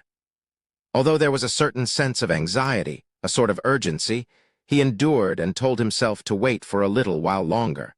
I won't be able to come back here again, remember that. There should be a good reason why Agnes was ordering him like so. Since Sial knew next to nothing about the world outside, it wasn't wise to disregard her recommendations at all. Sial slowly licked his lips before lowering his fork. I guess we'll only decide after my class is chosen tomorrow. Agnes nodded her head as if she was satisfied with that answer. Next morning, the chamber of the awakening opened up. Every single survivor was told to come to the 8th floor and stand in a queue. The corridor wasn't long enough to accommodate everyone, so the queue had to snake down the staircase as well. The process seemed rather simple. People who entered first emerged from the chamber not even after 30 seconds passed by while looking a bit lost and dazed. Although there were some differences among the survivors, the shortest time was 15 seconds, while the longest took around 1 minute. The queue decreased quite rapidly as a result. Yisiala was deeply worried about not receiving a class, but once she emerged from the chamber, she seemed to be in a strange state, just like everyone else before her. "I'm an archer now." An archer? As Sial chatted to her, over half of the survivors had already received their class. It was not a definite thing, but from what Sial overheard, most of them had received the class that favored close-quarter battles, in other words, the warrior class. Next up was the archer class. There were a few survivors with the priest class assigned as well. However, Sial hadn't heard of a single magician so far. If there was one odd thing about this whole process, it was that different classes equated to different reactions when exiting from the chamber. While those with the warrior class walked around seemingly fine, those with archer classes like Yisiala looked quite troubled by something.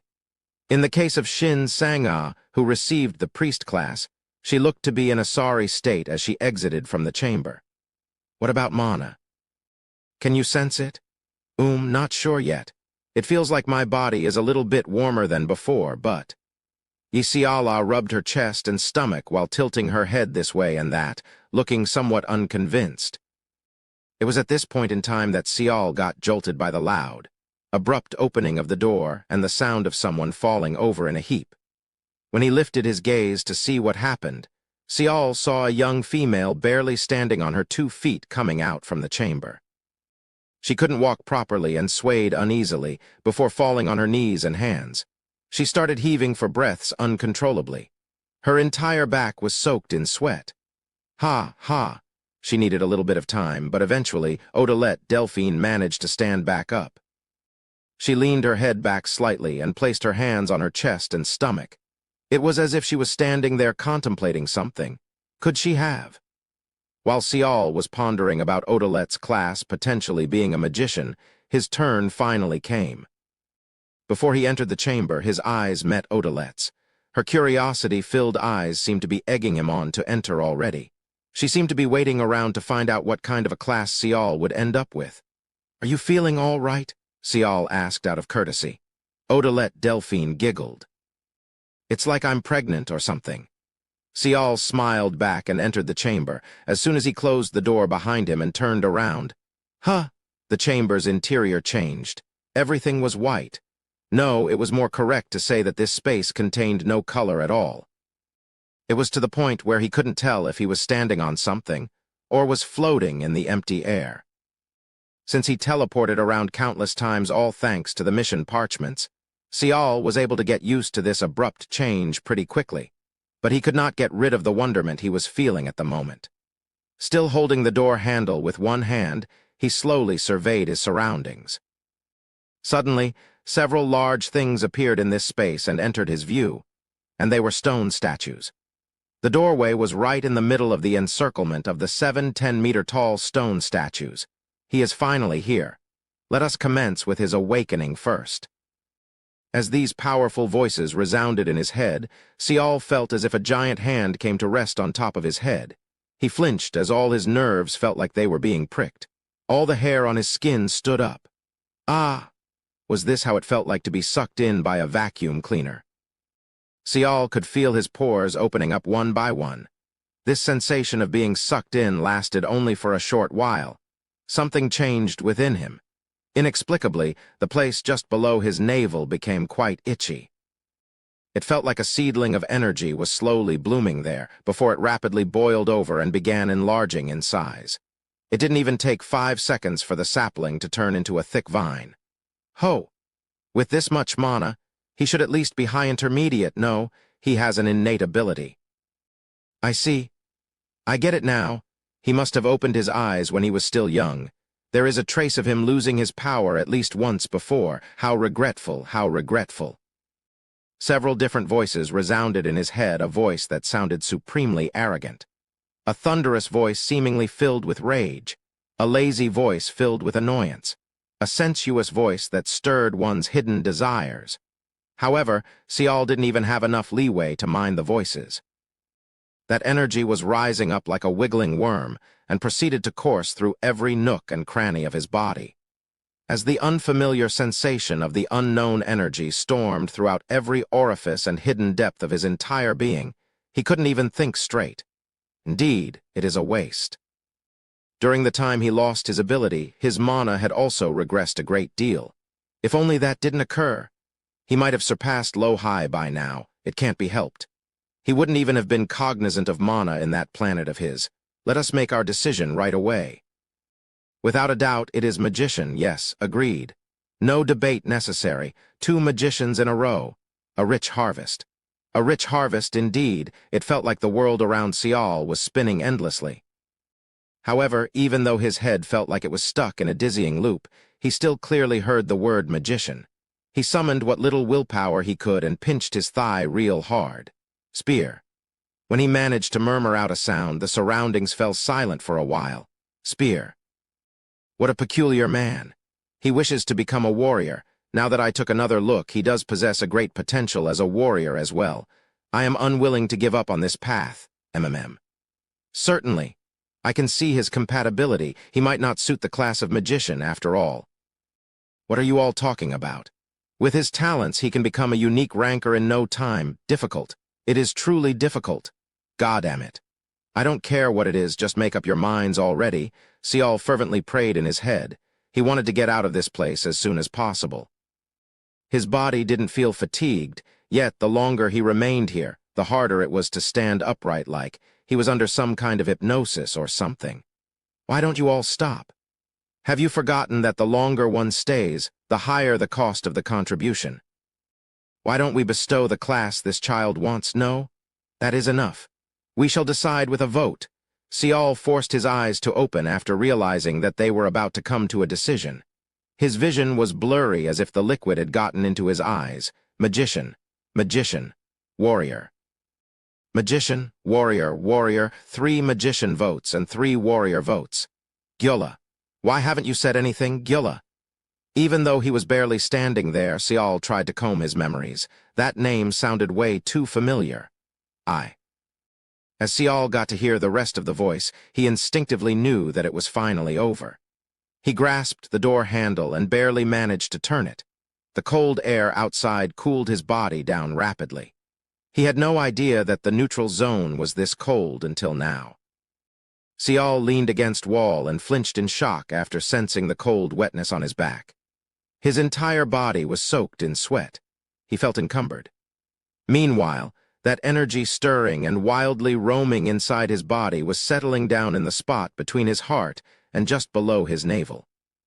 He felt drowsy as well, but just by the virtue of being able to breathe freely, his condition was gradually improving. Fuo. Cial opened his eyes to find dozens of pairs of eyes dazedly staring at him. Now that he thought about it, his exit from the chamber was no different from how Odilette Delphine made hers. I knew this would happen. Odilette Delphine was waiting for Cial while sitting on the floor. I'm guessing that you're now a magician as well. Perhaps she was feeling a lot better now since she could ask him while forming an expression that said, I knew it. Cial carefully regulated his breathing and quietly opened his mouth to speak. Chapter 26. Hidden Potential Bursting Out 3. A warrior. Cial nodded his head at Agnes's question. Just as he had been ordered to, he informed her of his class as soon as it was bestowed to him. I see. Agnes nodded back while inwardly breathing a wistful sigh. If one were to rate the values of different classes, then the magician class possessed an unmatched brilliance that no others could hope to match. Not only did this class boast incredible firepower, but it also came with the inherent advantage of cheat-like flexibility, allowing for the rapid adaptation to the situation at hand. On top of that, it was a rare class too. It would be difficult to find even 1 out of 100 candidates. In order to become a magician, one's mana stat had to be low intermediate at a bare minimum. Not to mention, one's personality trait and the talent had to be suitable as well. In reality, the average mana value of the survivors entering the neutral zone was only at low. It was only par for the course that their mana stat would be that low since they had been living on Earth with its advanced technology. So, it was only natural that finding a magician among them would be difficult. And it was definitely not an exaggeration to say survivors with the magician class would be treated as a nobility regardless of where they showed up. It was a similar story for priests as well. The basic requirements were for one to possess mana stat of at least intermediate low and luck stat of low intermediate.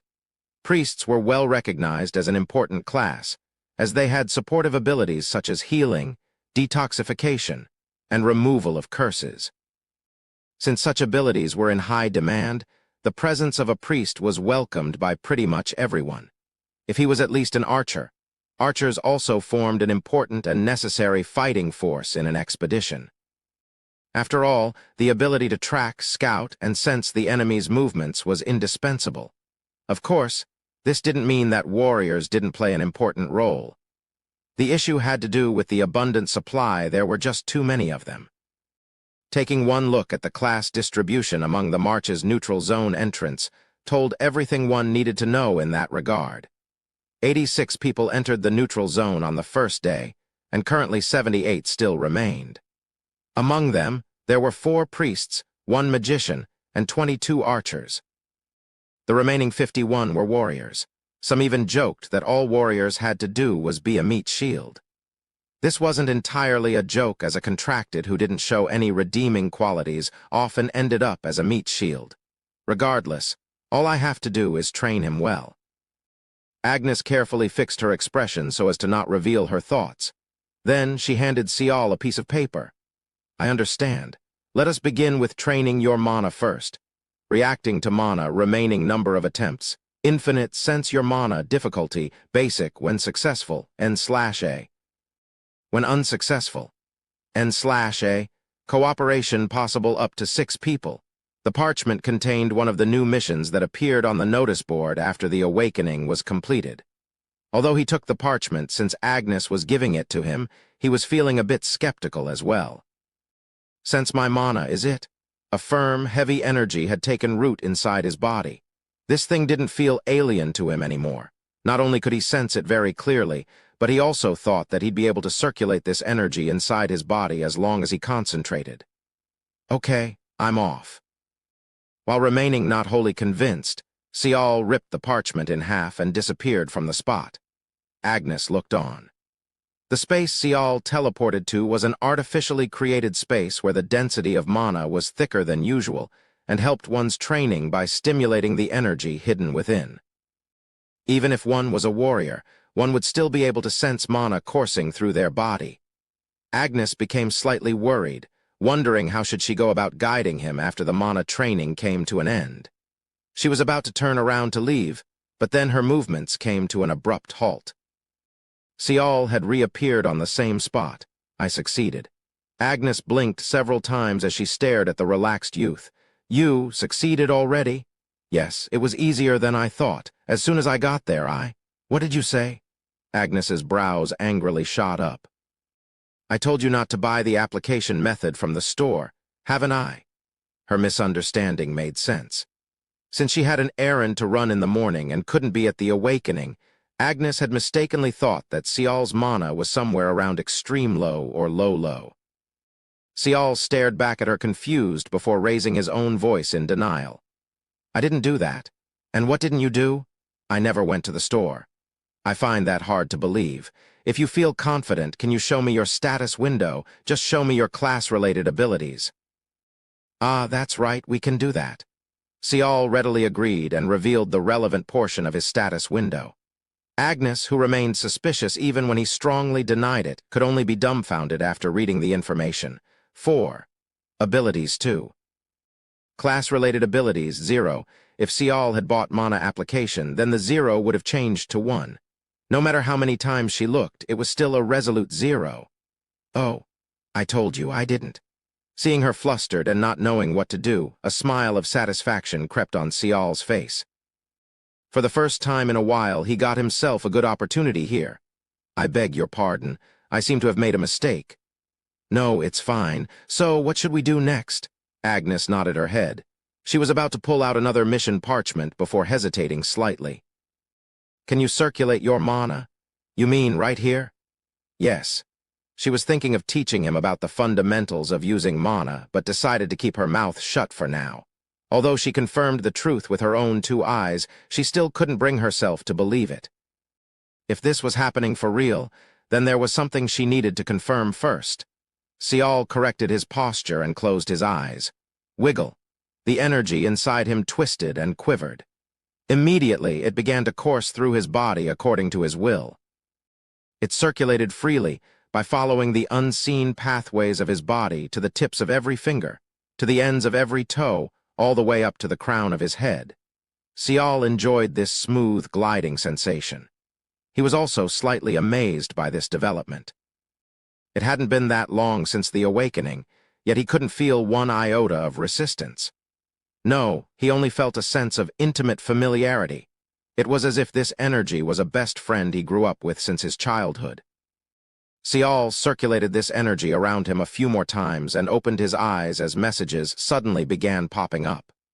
The class ability, Mana Application, has been created.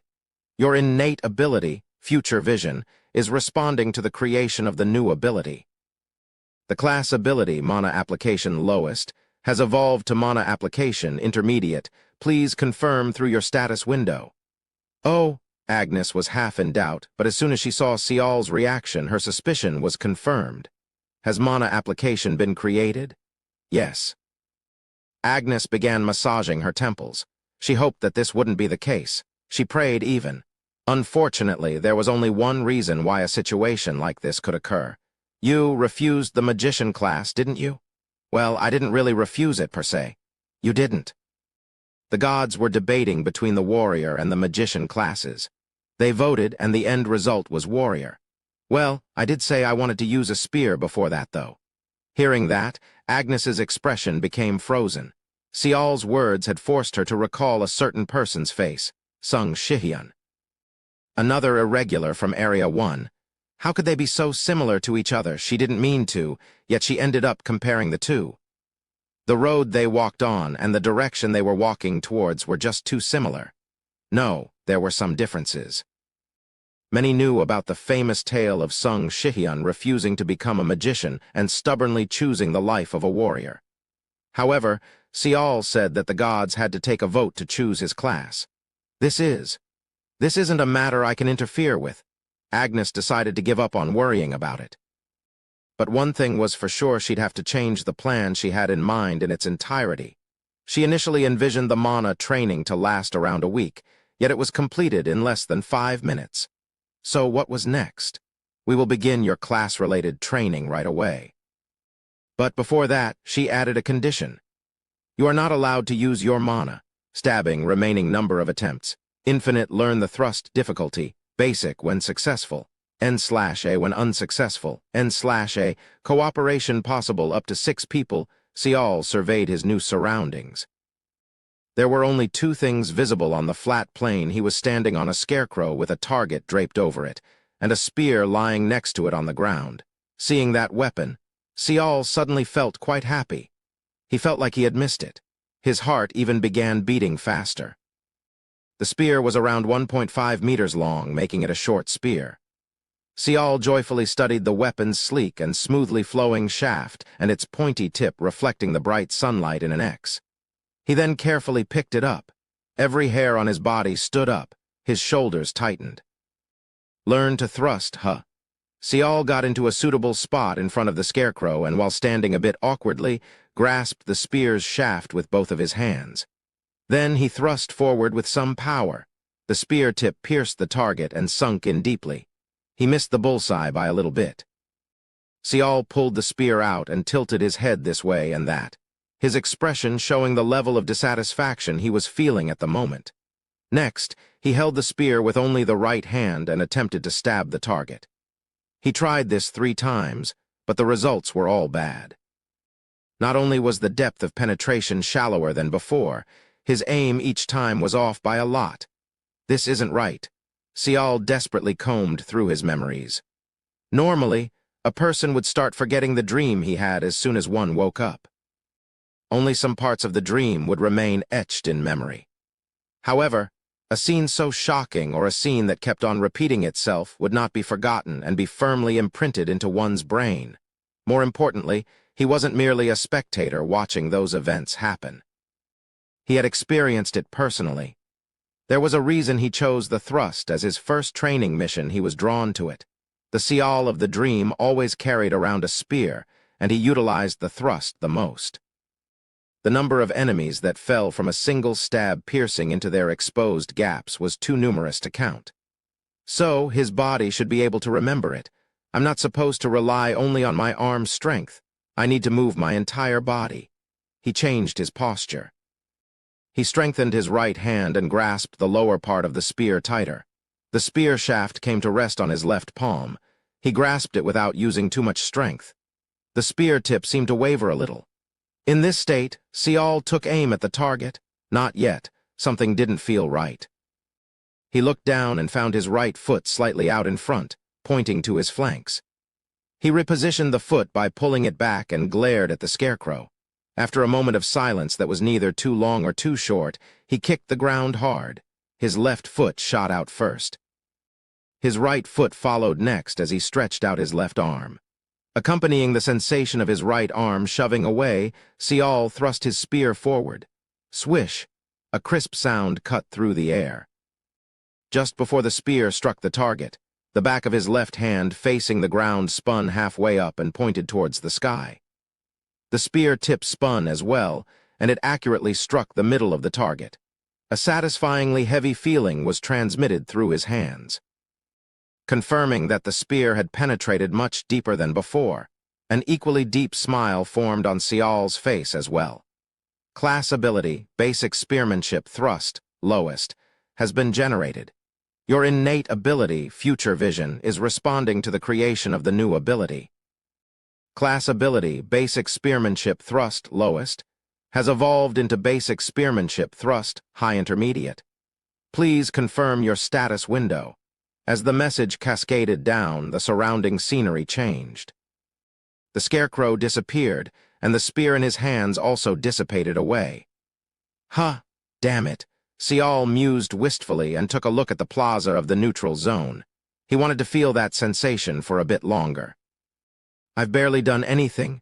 Sial opened and clenched his fists several times, still left wanting for more before falling deeply into thought. What if he used that thrust against the skeleton that attacked him by jumping in the air? At that time, Sial chose to defend himself. No matter how many times he dissected his choice of action, he was far too carefree. The skeleton simply knocked Sial's steel bar away and left him defenseless.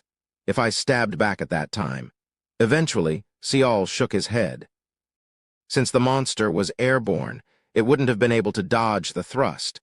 But he still had to consider the possibility that he might miss his target as well. Also, even if he succeeded in landing a blow with the thrust, what would happen if the axe swinging down didn't sway and continued on the trajectory to split his head open? Relying only on a simple thrust isn't the answer. The basics of spearmanship was to prey on the opponent's openings. And if there were none, he would simply have to make one. So, back in that situation against the skeleton, how should he go about creating an opening? The answer was obvious. The monster had shown him what to do already. I have to do the same thing. I'll knock his axe away first and then stab the skeleton. Reorganizing his thoughts as so, Sial swept his gaze across the notice board. His slow-moving eyes found the parchment he was looking for. Swatting remaining number of attempts. Infinite. Learn the strike. Difficulty. Basic. When successful. N/A. When unsuccessful. N/A. Cooperation possible up to 6 people. Sial ripped that paper up right away. Even though his class had been decided, Sial's daily life hadn't changed. He got addicted to the joy that his new training regime brought him and concentrated on it like a madman. Sial's morning routine looked like this. As soon as he opened his eyes, he drank a vial of the special competence. After breakfast, he ran on the track as a light after-meal exercise. Most of the time he ran alone, but there were times when he ran together with Yisiala. Yisiala couldn't hide her shock. She was able to run past Sial like it was nothing the first time they ran together, but from some time onwards, he stopped lagging behind. And today he even managed to overtake her. That's impossible. They must have run 10 laps or so already. No matter how hard she pushed, the distance between the two was widening instead of diminishing. In the end, she reached her physical limit. Oh, Orebionim. Hearing her pitiful cry, Sial turned his body around to face her. Aren't you tired yet? Don't know, maybe. If it's too much, why don't you rest for a bit? He replied to her with a nonplussed expression while lightly running on the spot. He was obviously implying he had energy left in the tank, and that he'd simply been matching her pace. Isiala bit her lower lips. She managed to finish the laps, but only after a considerable amount of time. She panted heavily for a while before asking him with a disbelieving expression. How did you do it? It's only been 2 months, but you're faster than me.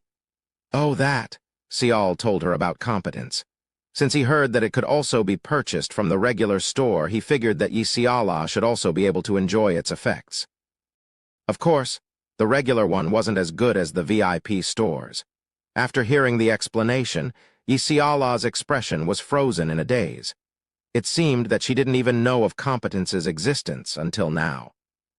When he advised her to buy one even if she didn't want to spend her survival points, she squeezed her eyes shut.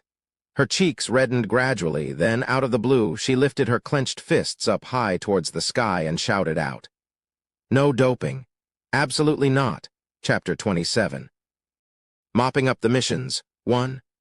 Sial spent a bit of time explaining to Yisiala that competence wasn't a drug, that he wasn't doping or anything like that. After convincing her somehow, he headed to the gym on the 3rd floor.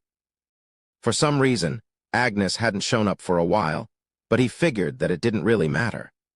Even if she wasn't around to supervise him, Sial still faithfully stuck to the diet and training regime she laid out. After ending the physical training, he returned to his quarters and practiced mana application while taking a break at the same time.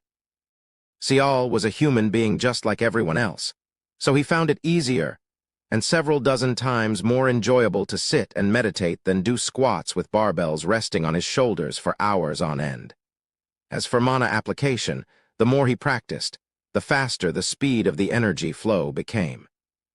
The sense of unfamiliarity also gradually lessened, until it was gone for good. Since moving it from the get-go wasn't an issue, he instead focused on accepting this energy as a part of his own body, as well as exerting finer control over its flow. It would be past midday when he finished with meditation. Sial would head back down to the 1st floor, this time for the class-related training. This was the last training task for the day, and Sial looked forward to it the most. Sometimes, when he swung and stabbed his spear, his mind became free from all distracting thoughts. He felt that the hours were figuratively flying away in a blink in this state. He even went and bought a spear to use during training. It cost him a grand total of 580 survival points. A short spear was already provided for the class-related training missions, but he found it a tad too short for his personal taste. Also, the fact that he couldn't bring it out of the missions played a key role in the decision to buy a spear of his own. If he were to continue using it at a later date, it seemed like a prudent thing to get used to the weapon as early as possible. Sial focused on mastering 3 spear techniques: the thrust, the strike, and the cut. Although there were more techniques available, Sial chose to stick to these 3 only. Stabbing, swatting away, and slicing apart, he knew that the Sial of the dream managed to kill and destroy countless enemies with just these 3 techniques. While partaking in the training missions, Sial always adhered to 4 rules. First, as Agnes said, he never used his mana. Not even once. Second, if he wasn't satisfied with his posture, then that practice move wouldn't count and he would redo the move again. Third, he would perform the same basic move at least 1250 times during the missions. And finally, even if he was in the middle of hard training, he would never neglect to eat healthy food and proper rest. He settled on the number 1250 simply because of special competence. Since it gave 8 times the boost to the training's effects, wasn't it the same as him performing the move 10,000 times in a single day? By the time he was done with these training missions, his smartphone's clock would display past midnight. The end of the day's routine had come to an end at this point. He would return to his quarters completely drained, but his complexion remained bright. This continued on for several days and weeks. Of course, he had a good reason to smile all the time. Your status windows. 1. General information. Summon date, March 16, 2017, marking grade, gold, sex/age, male/26, height/weight, 180.5 cm/72.8 kg, current condition, good, class LV. 1. Warrior, nationality, the Republic of Korea, Area 1. Affiliation, N/A, alias, top of the pile. 2. Traits. 1. Temperament, short-tempered, patient. Will endure and overcome pain and or hardship. 2. Aptitude, average, normal in every way, possesses no particular talent or qualities. 3. Physical level, strength, high-low up arrow 2, endurance, high-low up arrow 2, agility, low-intermediate up arrow 2, stamina, high-low up arrow 2, mana, high-intermediate. Luck, low-intermediate, remaining ability points, 1. 4. Abilities, 1. Innate abilities, 2. Future vision, grade unknown, 9 eyes, grade unknown, 2. Class abilities, 2. Mana application, intermediate. Basic spearmanship, thrust, high-intermediate, strike intermediate, cut intermediate, 3. Other abilities, 0. 5. Level of cognition, moderate, actions and thoughts are sensible, hard-working, /intense, yearning /chaotic, many things are jumbled up and is impossible to unravel. Seal's mood as he checked his status windows was one of contentment. His physical stats had risen by 9 times. Just by relying on physical exercises, he had achieved the exact same results as drinking 9 elixirs. He'd need 270,000 survival points if he wanted to match that. Ouch. While he was happily checking out his status, the stinging pain coming from his hands made him deeply frown. He didn't have to look to see why it hurt. His hands must have been bruised badly again. He began washing the aching hands with cold water, and his teeth began clattering all on their own. Damn it, I thought my hands are calloused enough by now. Although he was complaining inwardly, he still appreciated the progress he had made. The first day he practiced with a spear, the skin ruptured and he was bleeding all over the place. He was in so much pain that day, right up to the moment he hit the sack and passed out. Should I take a shower or just go to sleep as I am? While Seal was wondering what to do next, he heard someone knock on his door. Who is it? Seal opened the door, only for his eyes to open wide in surprise. Past the doorway stood a woman wearing a French-made getup, her hands demurely gathered in front. He could see her cold, strict eyes behind the pair of glasses and her slim, athletic figure, as well, her hair cleanly pulled up to a bun. Agnes, it's been a while. What brings you here at this late hour? There is something I'd like to talk to you about. Of course, please come in. Thank you, Agnes said in a polite manner and entered his room in a dignified stride. Oh yeah, Agnes. Seal was guiding her into the room before turning towards her direction as if he had remembered something just now. Yes, how is your little teddy bear doing nowadays? Pow, her lightning-fast fist landed squarely in the pit of his stomach. Seal toppled over and began wheezing in pain. Ouch. You and that stupid teddy bear. Agnes cried out in anguish, which was quite unlike her, and her entire body began to shudder. I can't breathe. Goddamn it. Do you have any goddamn idea what showed up in my status Windows alias column because of you? Still my stomach. She must have been royally pissed off, because she raised up her elbow very high in order to land an elbow drop on his back. However, she stopped after spotting something odd in the way he was clutching his stomach. Seal wasn't using his palm but the edges of his hands to press onto the stomach. Only then did she notice his bruised and messed up hands. Aren't you going to heal your hands? He managed to raise his head somehow and eked out a pained whimper. Agnes spat out a lengthy groan and shook her head. I see that you're still persistent with your foolish ways. It will be better if you at least get some kind of basic treatment on the injury. She dragged Seal and sat him down on the bed, then pulled out a bottle of antiseptic healing salve and some bandages from a closet nearby. Sial didn't even have a clue such things were there, so he was understandably stunned. "Give me your hands." Sial obediently presented his hands. She knelt down in front of him. "This room will aid you greatly in recovering your vitality, but has only a minimal effect on healing injuries. At least if you were to take baths with the special ointments I've recommended then." While opening the bottle of the antiseptic, she continued to talk to him, watching her expertly clean his wounds, apply the salve, and bandage them in one go. A thin smile crept up on Sial's lips. He felt rather happy at the moment. Actually, it had been a rather long time since he felt this way. He enjoyed this new life of his, where he got to spend the whole day engrossed in the things that interested him and still have someone to take care of him. It felt comforting. Even his personality was changing for the better. When he was still addicted to gambling, he was constantly on edge. The victim mentality took center stage in his heart and caused him to choke up over nothing important.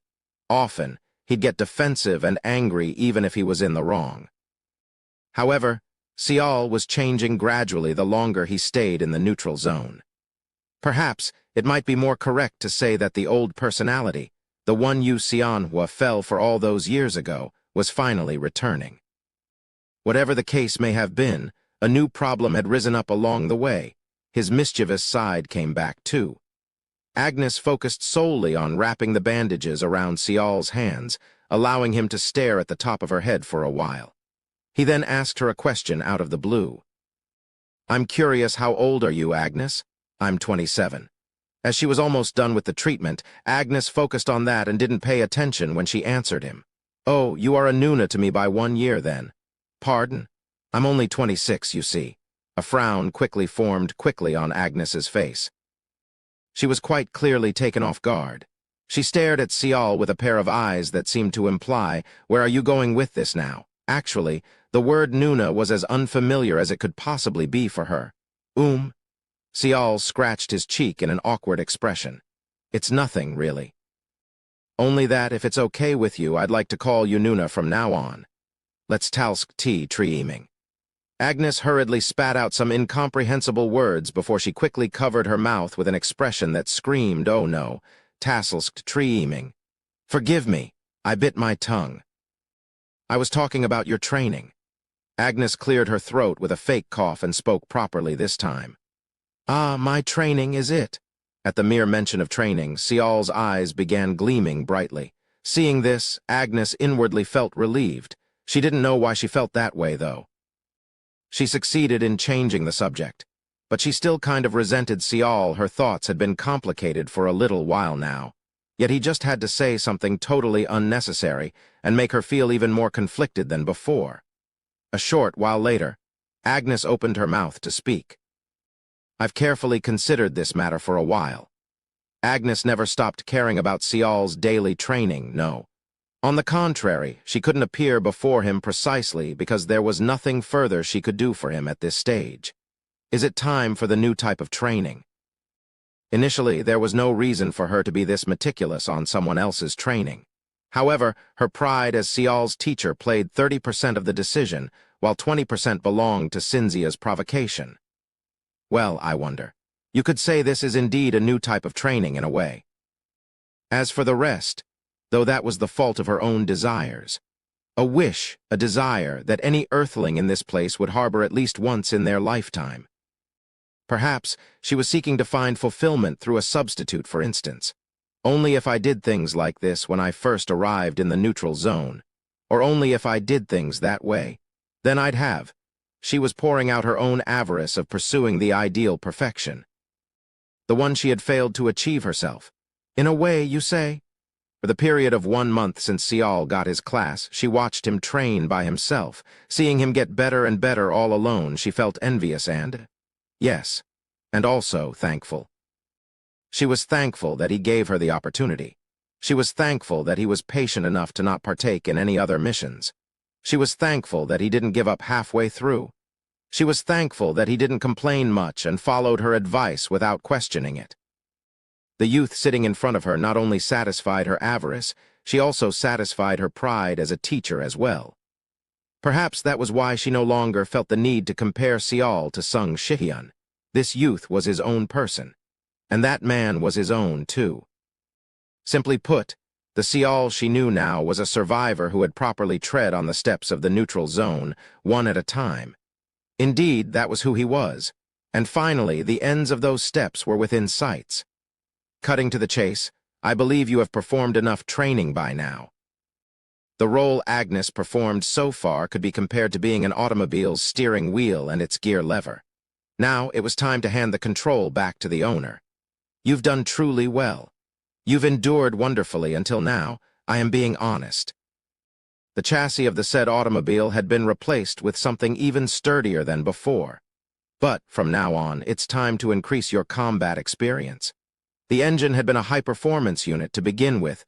Seol erased the smile off his face. You mean? His voice was soft, almost inaudible. Agnes adjusted her glasses, the only thing remaining to do. It's time to start doing the missions. To storm the Autobahn and run free, Chapter 28. Mopping up the missions, too. It was early dawn, yet the neutral zone's first-floor plaza was still packed with people. Ever since everyone's classes had awakened, missions became that much more doable. Likewise, the survival rate had improved greatly as well. Before the awakening, not many dared to attempt normal difficulty missions. But now, as long as the party's composition was well thought out, such missions could be cleared without taking too much risk. One could even hear rumors floating around that a party had managed to successfully clear a hard mission. There were 3 motivating factors that forced the survivors to become more proactive. And those were succeed in more missions, earn more survival points, and then purchase better abilities or equipment. Everyone could see that they were visibly getting stronger through spending their SP, which led the survivors to be completely immersed in doing the missions. One could say that this was like the famed Möbius strip. Cinzia had hit the bullseye on this one. Hua am tilde. A man sitting inside the first floor's lounge area opened his mouth wide and yawned loudly. He licked his lips and surveyed his surroundings as if he was waiting for someone. He lifted his head slightly when he heard the steady footsteps walking closer. His eyes grew a bit larger in anticipation as he looked up the staircase, but his curiosity lasted only for a brief second. He rested his chin on his elbow and disinterestedly studied the person who climbed down the staircase. It was a young man holding a spear. Everyone knew who this guy was. The survivor sitting on the first spot, who also hogged all the spotlight after solo clearing a hard mission. Of course, that was in the past. 2 months had passed by since then, and now people no longer thought of him as someone special. The spear-wielding youth's actions barely made any sense. He didn't perform any real missions whatsoever. He only repeated the same basic training missions that yielded no rewards at all. It was only natural for everyone else to find his behavior rather odd. Lots of rumors swirled around the youth and his unexplainable ways, but even that lasted only for a little while before dying down completely. As he wasn't getting in anyone's way, people lost interest. Add in the fact that he had plenty of survival points to begin with, people understood that there was seemingly no reason for him to do anything. The thoughts of the man in the lounge arrived here, and he withdrew his attention completely. What's so fun about running all the time, anyways? The man in the lounge suddenly realized there was a small change in the way the youth behaved today. Normally, he'd rip the mission parchment for the track running as soon as he got to the plaza and disappear from sight. However, for some reason, he was standing around in front of the notice board for a while now. Even where he stood was slightly different from the norm, too. He finally selected a parchment and cautiously ripped it in half. He was gone the next second. The running mission isn't found on that part of the board, though could it be? The man in the lounge got up. His eyes didn't leave the exact spot the youth was standing just now and ran there as if he'd grown a pair of wings. He took this one here. The second row from the bottom, at the far right, the man took the mission parchment and took a look. Survived the assault of the ape dogs.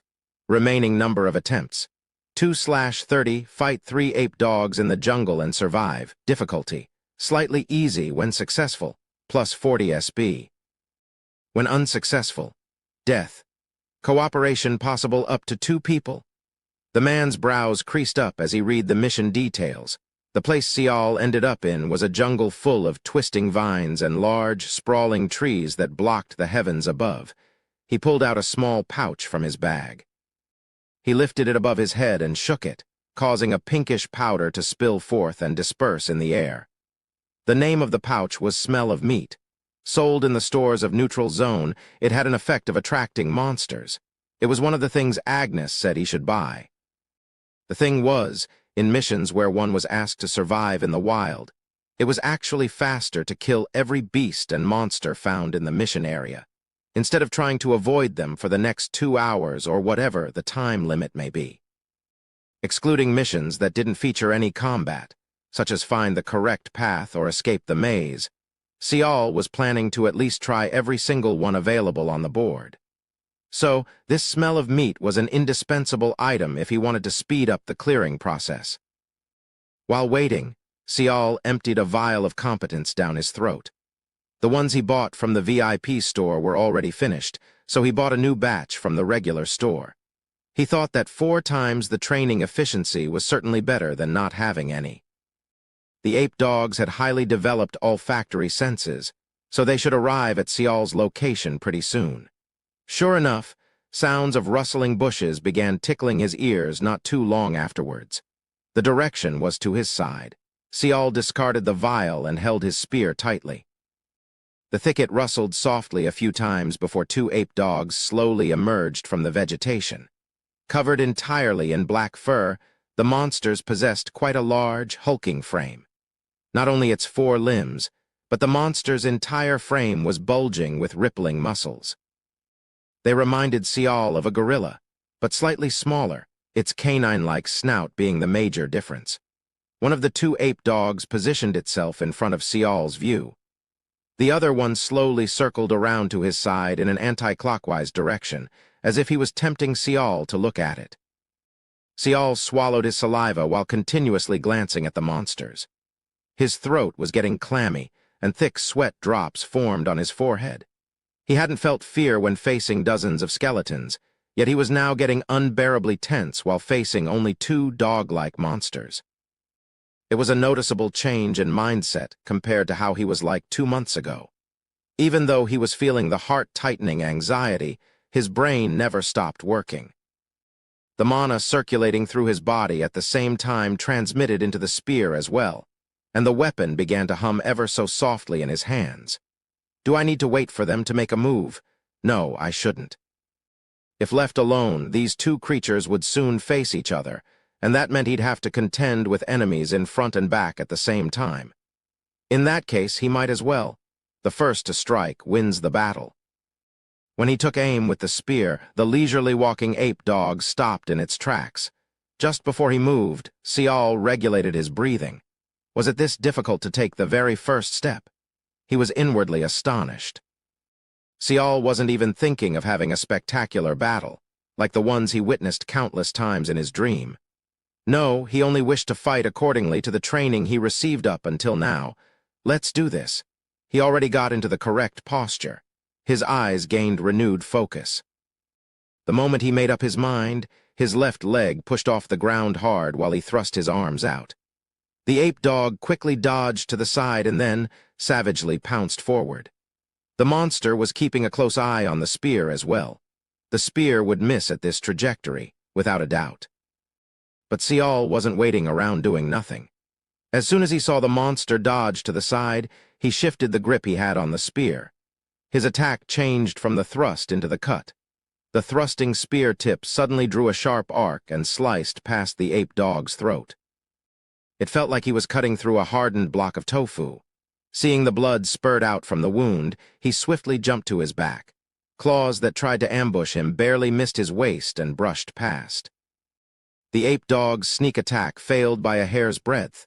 The monster slid across the ground before spinning its body around as if it was a drifting master, leaving behind claw trails on the dirt. Too bad, by the time it tried to look at the human, a sharp object was already digging into its head. The spear embedded itself deep into the monster's brain. The ape dog's body shook as it collapsed. Sial had taken care of 2 ape dogs in the blink of an eye, but it was not over yet. He retracted the spear, now dripping with blood, and spun around like a cartwheel and slashed out. Strike, slam. The open maw of the remaining ape dog aimed at his back spew blood like a fountain in the air. The creature spun in the air a couple of times before landing head first on the ground with a heavy thud. It wiggled around like a dying worm, before eventually going completely limp. Sial looked at the dead monster with a dumbfounded expression on his face. He did guess that the 3rd ape dog must be in hiding. Since it was written on the mission parchment that there were 3 of them, he suspected as much. What really took him by surprise, though, was his unexpectedly high attacking power. For a battle that psyched him up so much, it ended in such a whimper. At the moment, he couldn't help but find it quite funny, thinking back to how he had to continuously encourage himself to take the first step. And they didn't even look that weak either. Before he knew it, the surroundings changed. It was a victory worthy to be called perfect, yet Sial wasn't happy about it at all. Was there a need for me to step back and then thrust forward? He replayed the battle in his head, step by step. When I was switching from the thrust to the cut, I could have taken care of both of them at the same time. Agnes said that these missions were also a form of training. Basic technique training alone could not fill a certain gap, she said. It was now time to go through various types of combat situations and earn valuable experience, she also said. The survival points earned would only be an icing on the cake, she added. One more time. Sial picked up the last remaining mission parchment with an excited face and ripped it in half. Finally, the ignition was turned on. Currently, the survivor wielding the most influence within the neutral zone was, without a doubt, Odilette Delphine. Not only was she a much-fancied holder of the magician class, but her initial starting SB of 7,500 had also given her a figurative pair of wings to soar highly. She proceeded to purchase several abilities and equipment as soon as her awakening was completed. Soon, she found herself being elevated to the status of the most talked about in the neutral zone. Perhaps befitting her personality, though, she then chose to form her own party rather than enter someone else's.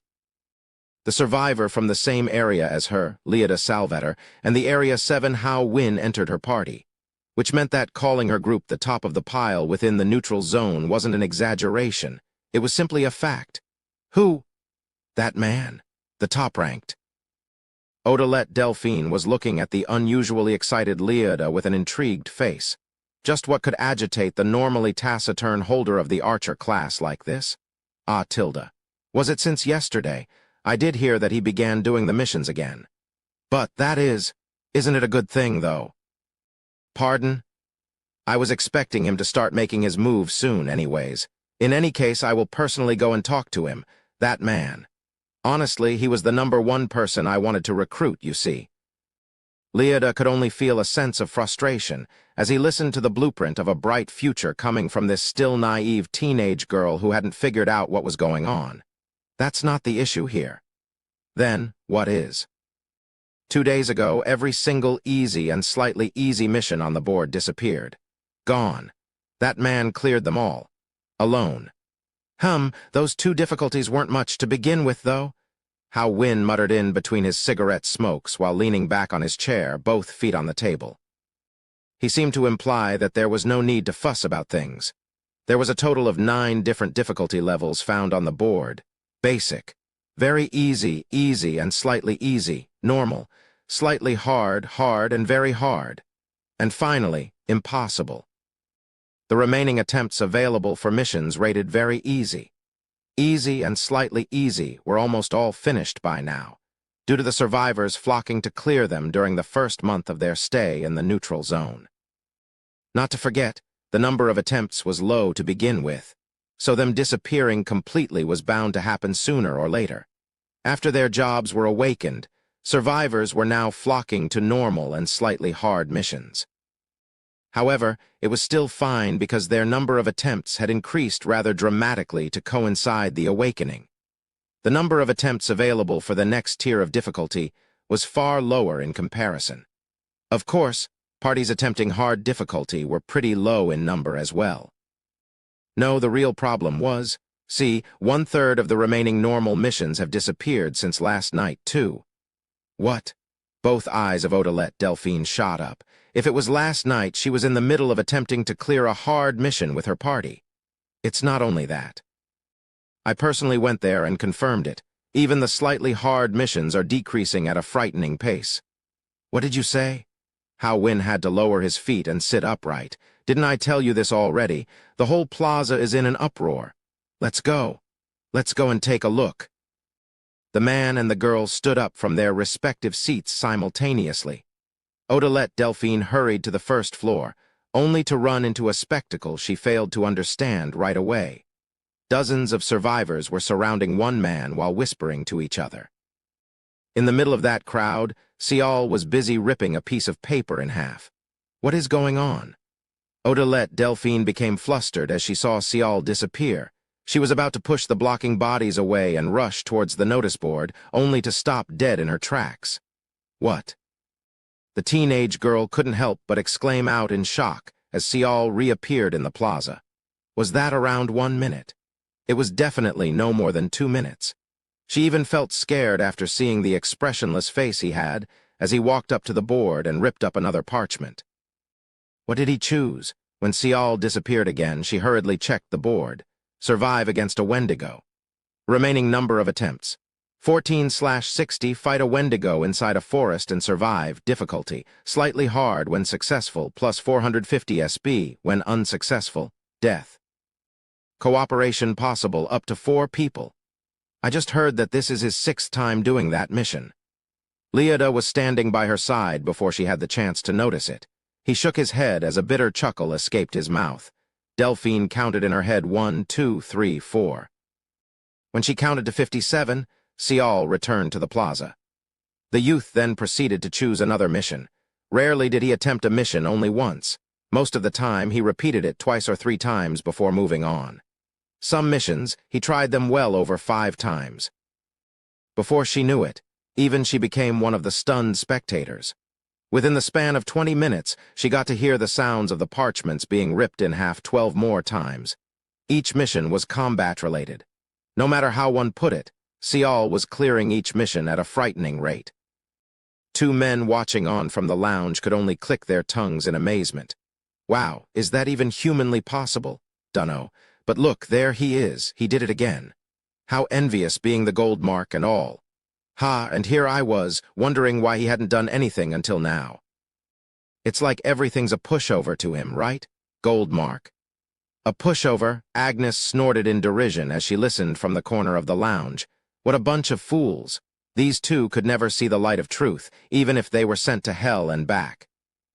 While they fell for Cynthia's tricks and concentrated on clearing the missions, Sial alone had to endure an unforgiving training regime. Did Sial not want to clear missions and earn SB? Of course not. He really wanted to clear them as well, but he simply endured. The skills and abilities he piled on for the past 2 months without complaining were finally bearing delicious fruits now. As if he had something to prove, Sial continued to appear and then disappear for a long, long time. A soft, subtle smile floated on Agnes's lips. Break through the siege and survive. Remaining number of attempts, 11/15. Survive the encirclement of the group of skeletons, difficulty. Hard when successful, plus 1,000 survival points when unsuccessful, death. Cooperation possible up to 6 participants, finally. Sial mopped up the available slightly hard missions in the next 4 days. And now, he was about to attempt the first hard mission. He already made up his mind which one he'd go for, so there was no hesitation. The place he was teleported to was the underground cavern.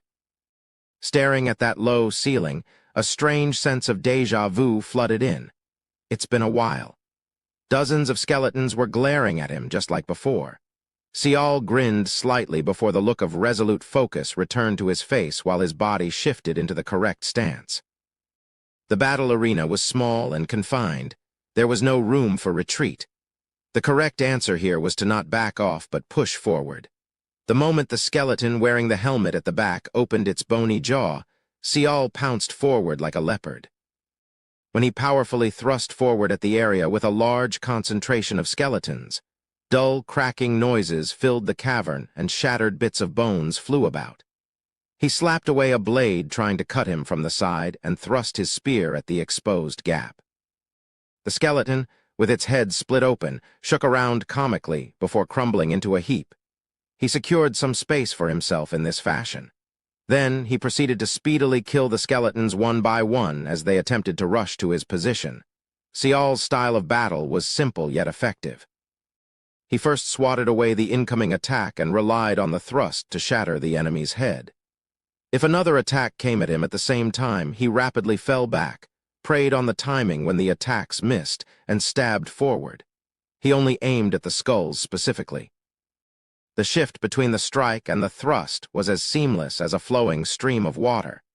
His hand speed was genuinely quick as he continued to wield the spear non-stop. The experience gained through hundreds of missions was helping Sial to grow even further than before. In a blink, the front line of the skeletons was decimated, and as the second line was getting pummeled into submission as well, just as he expected. Roar, the skeleton with the helmet let loose a loud roar from the back. It grabbed a huge axe and began madly running towards Sial's direction.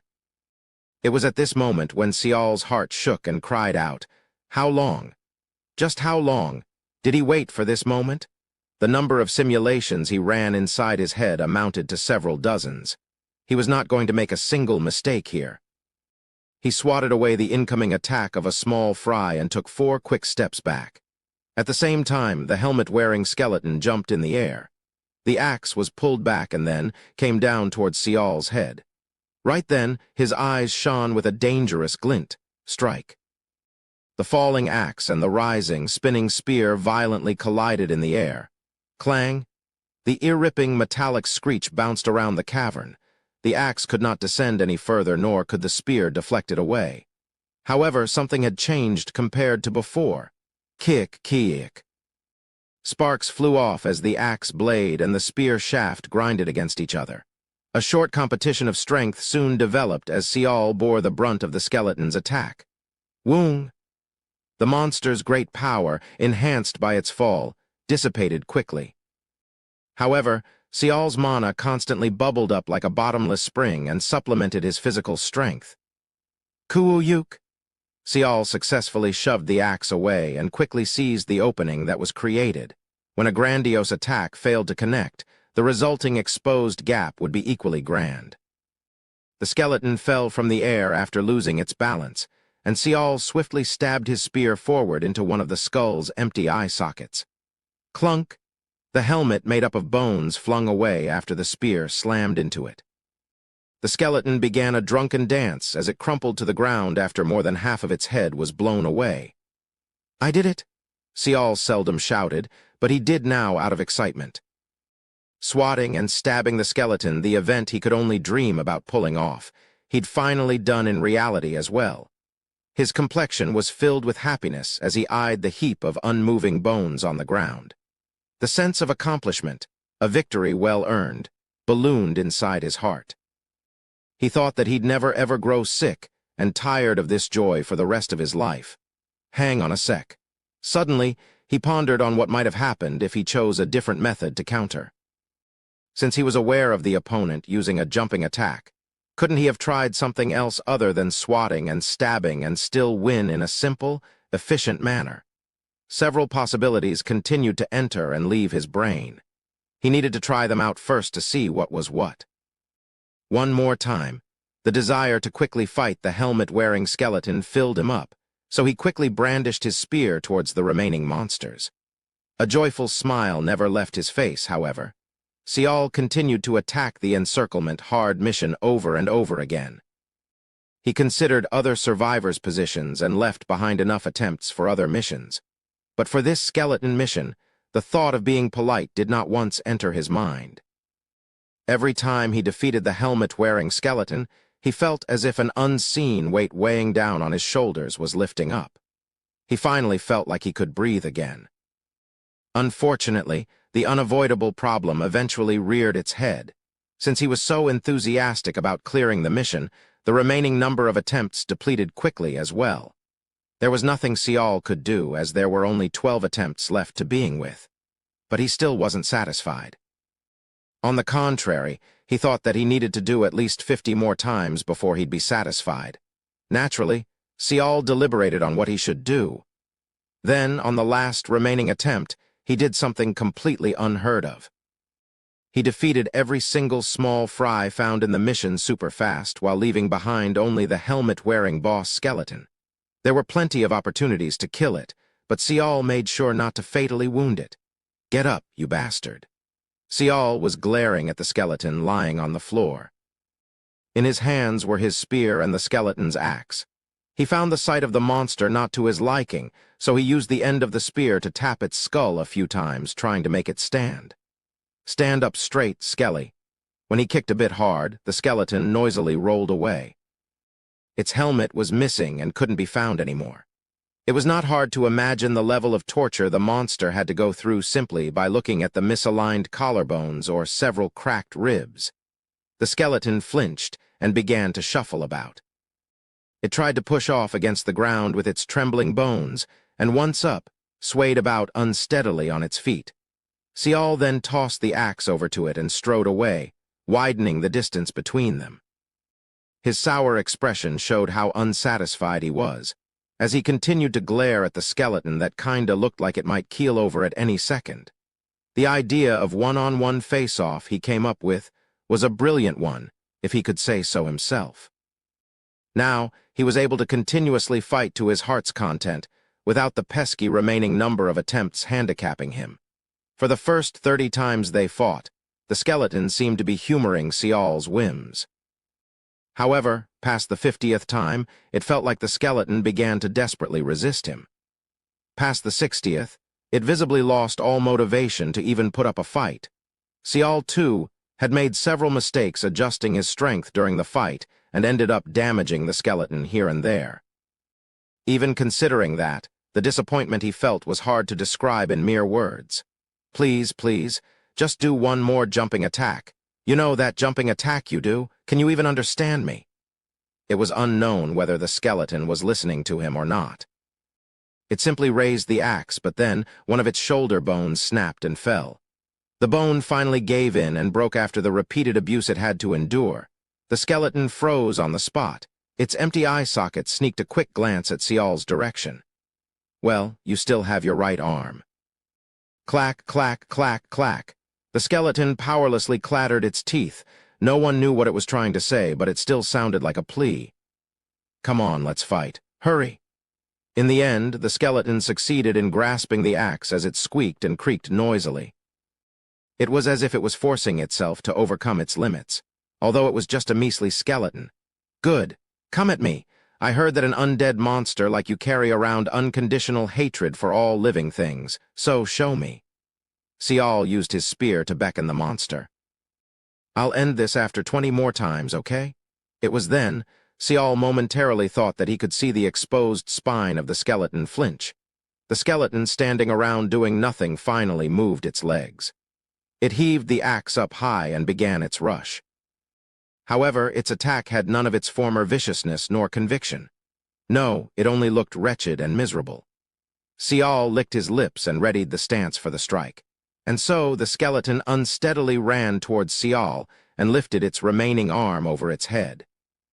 Just as he was about to get ready to swat away the falling axe, the skeleton simply let go of the axe as its arm fell down.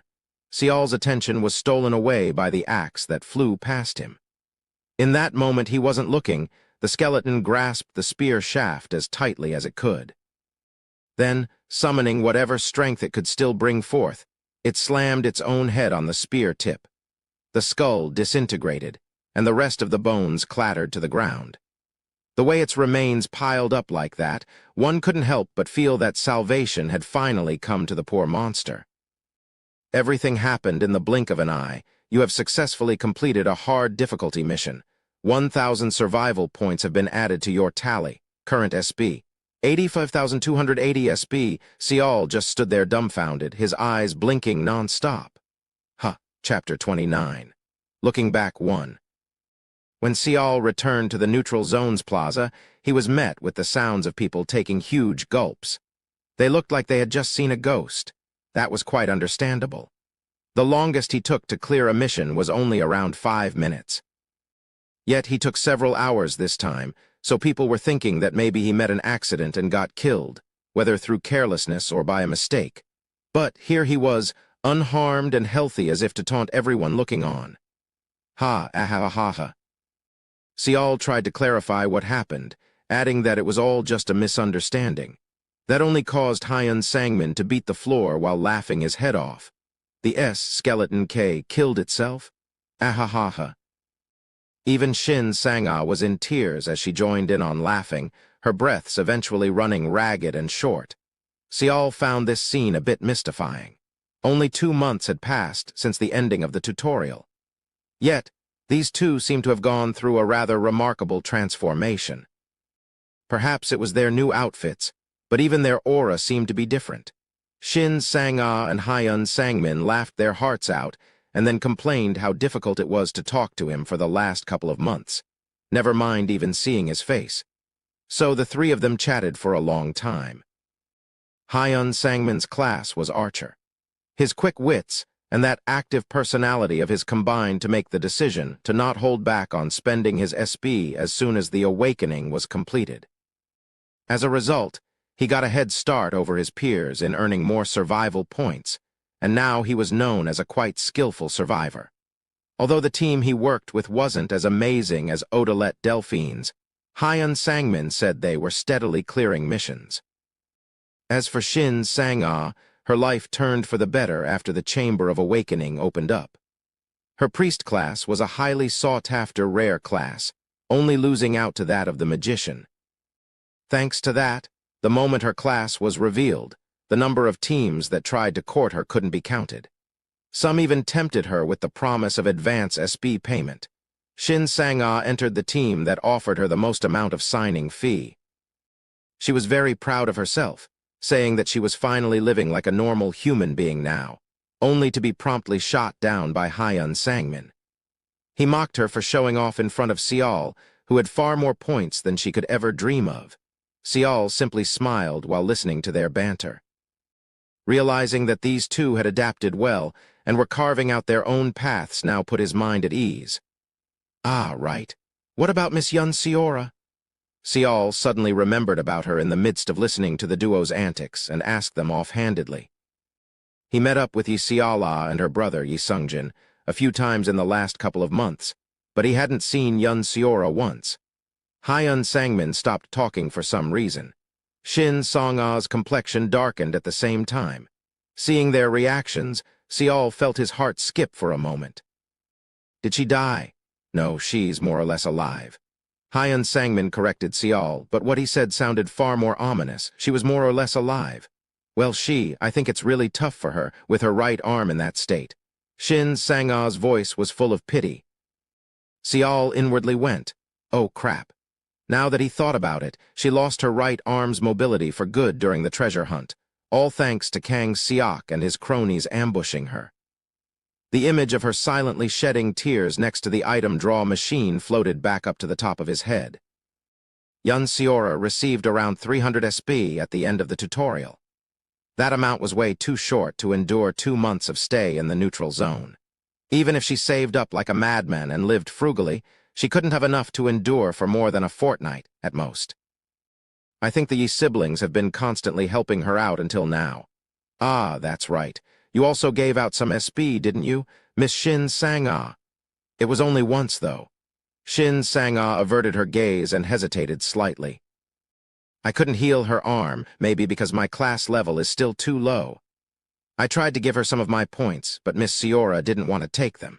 And it feels like she's been avoiding me for a little while now, too. Listening to her voice getting progressively smaller, one got the impression that she was trying to come up with excuses. Actually, she was feeling ashamed for bragging about living pretty well nowadays. Ainz Sangmin waved his hand about and said that there was no need to act like this. It was understandable for someone like Yi Seala, who was indebted to Yun Seora for her life. However, there was no reason for someone with a self-centered personality like him to go out of his way to help Yun Seora. Even Sial had nothing much to say in this regard. Quite frankly, he had completely forgotten about this matter as he was too busy with the training regime until now. After a lengthy bout of silence went by, Ainz Sangmin slowly got up from his seat. You shouldn't worry about her too much. Sure, you can help her out if you've got some wiggle room yourself, but you know this too, don't you? That we're all equally having a rough time trying out there, trying to fend for ourselves. That was also true. It could get pretty hectic trying to survive within the neutral zone. Looking after someone else in this place was basically a luxury very few could afford. Well, I should get going now. If we have a chance later, why don't we do some missions together? I'm confident of being more helpful to you now, you see. Ainz Sangmin lightly tapped on his crossbow and grinned. Me too. If you need any help, you can call on me anytime, regardless of when. I'll cancel everything and run to your rescue. Shin Sang-ah waved her hand goodbye as well and walked away. After separating from the two, Seol returned to the plaza. He was planning to have a go at the remaining untouched hard mission types right away. However, he was feeling a bit restless inside. So he figured that, by immersing himself into clearing missions, he'd be able to forget about everything for a while. The number of different hard difficulty mission parchments found on the notice board was 11. All of them were combat missions, while the SP completion reward on offer varied greatly from 500 to 1,000. The escape from encirclement missions Seol ran to the ground just so happened to be one of the most dangerous available among the hard difficulty. Since he didn't encounter any hardship completing that, he was confident of blitzing the remaining ones in no time, sometime later. The remaining attempts for the missions were 15 for every single type, but he only did 6 times each before moving on to the next one. Even still, he got to earn another 43,500 survival points. This should be enough. He could probably do more, but, after chatting to Shin Sang-ah and Ainz Sangmin, he decided not to monopolize. Their stories taught Seol of the harsh reality that, although completing missions became easier than before, there were very few who could afford to live as good a life as him among the survivors, even now. For example, if 4 people cooperated and completed a mission rated slightly hard worth 300 SP, the reward would be split evenly according to the number of participants. Of course, the individual survival rate would go up, but at the same time, all their hard work would only result in a measly 75 points per participant. The truth could be seen from the way Shin Sang-ah described her situation. Someone as in demand as her didn't say that she was rich, but merely that she was living like a human. Seol wasn't too worried about others criticizing him for hogging all the high-paying missions. But there was this one thing he came to realize during the treasure hunt. Because he got too enthusiastic and swept away every coin he could find, Shin Sang-ah and Ainz Sangmin had to go through so much trouble. As for Yi Sungjin, the boy had to search throughout the night too without rest. As time went on, more and more teams would start attempting the hard missions. Since he left behind more than half of each mission types, the survivors should not complain. Not too much, at least. Besides, it wasn't as if there were no harder difficulty missions either. You have successfully completed a hard difficulty mission. 950 survival points have been added to your tally. Current SP, 128,780 SP. Seol clenched his fist tightly. He decided to stop doing the missions for now. There was something else he needed to do first before moving on to the next difficulty. The very hard difficulty had a total of 6 missions. The lowest point payout was 10,000 points.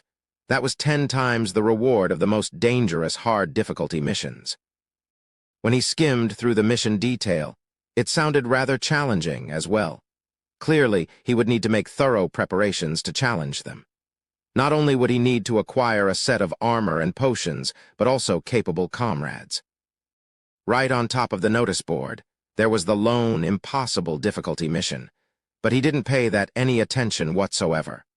Although its payout was a humongous 172,800 points, the mission goal was completely, utterly absurd that no one would be able to clear it. Seol turned around to leave. There were several things he needed to prepare, but he already knew what needed to be bought first, the 8th floor. As Sial stepped outside the VIP store, he had to do everything in his willpower to calm his wildly beating heart. Within his grasp were two small medicine vials. They were ambrosias, the mysterious liquid that would evolve one's already awakened abilities. He didn't stop at that, though. Even after he bought both of the available vials of ambrosia, he still had a fair amount of SP left. So he bought a bottle of divine elixir, which would raise his mana stat by 1 stage. With this, the VIP store no longer had ambrosias or mana-boosting divine elixir for sale. All thanks to their enormous price tags, Sial's survival points tally dropped all the way down to 38,780 in a single breath. With the remaining points, he could have bought another bottle of divine elixir. However, he held back with what could only be described as superhuman patience. He still needed these points to purchase his equipment, after all. He thought that, after getting himself the best equipment on sale, he'd be able to earn back the points in no time.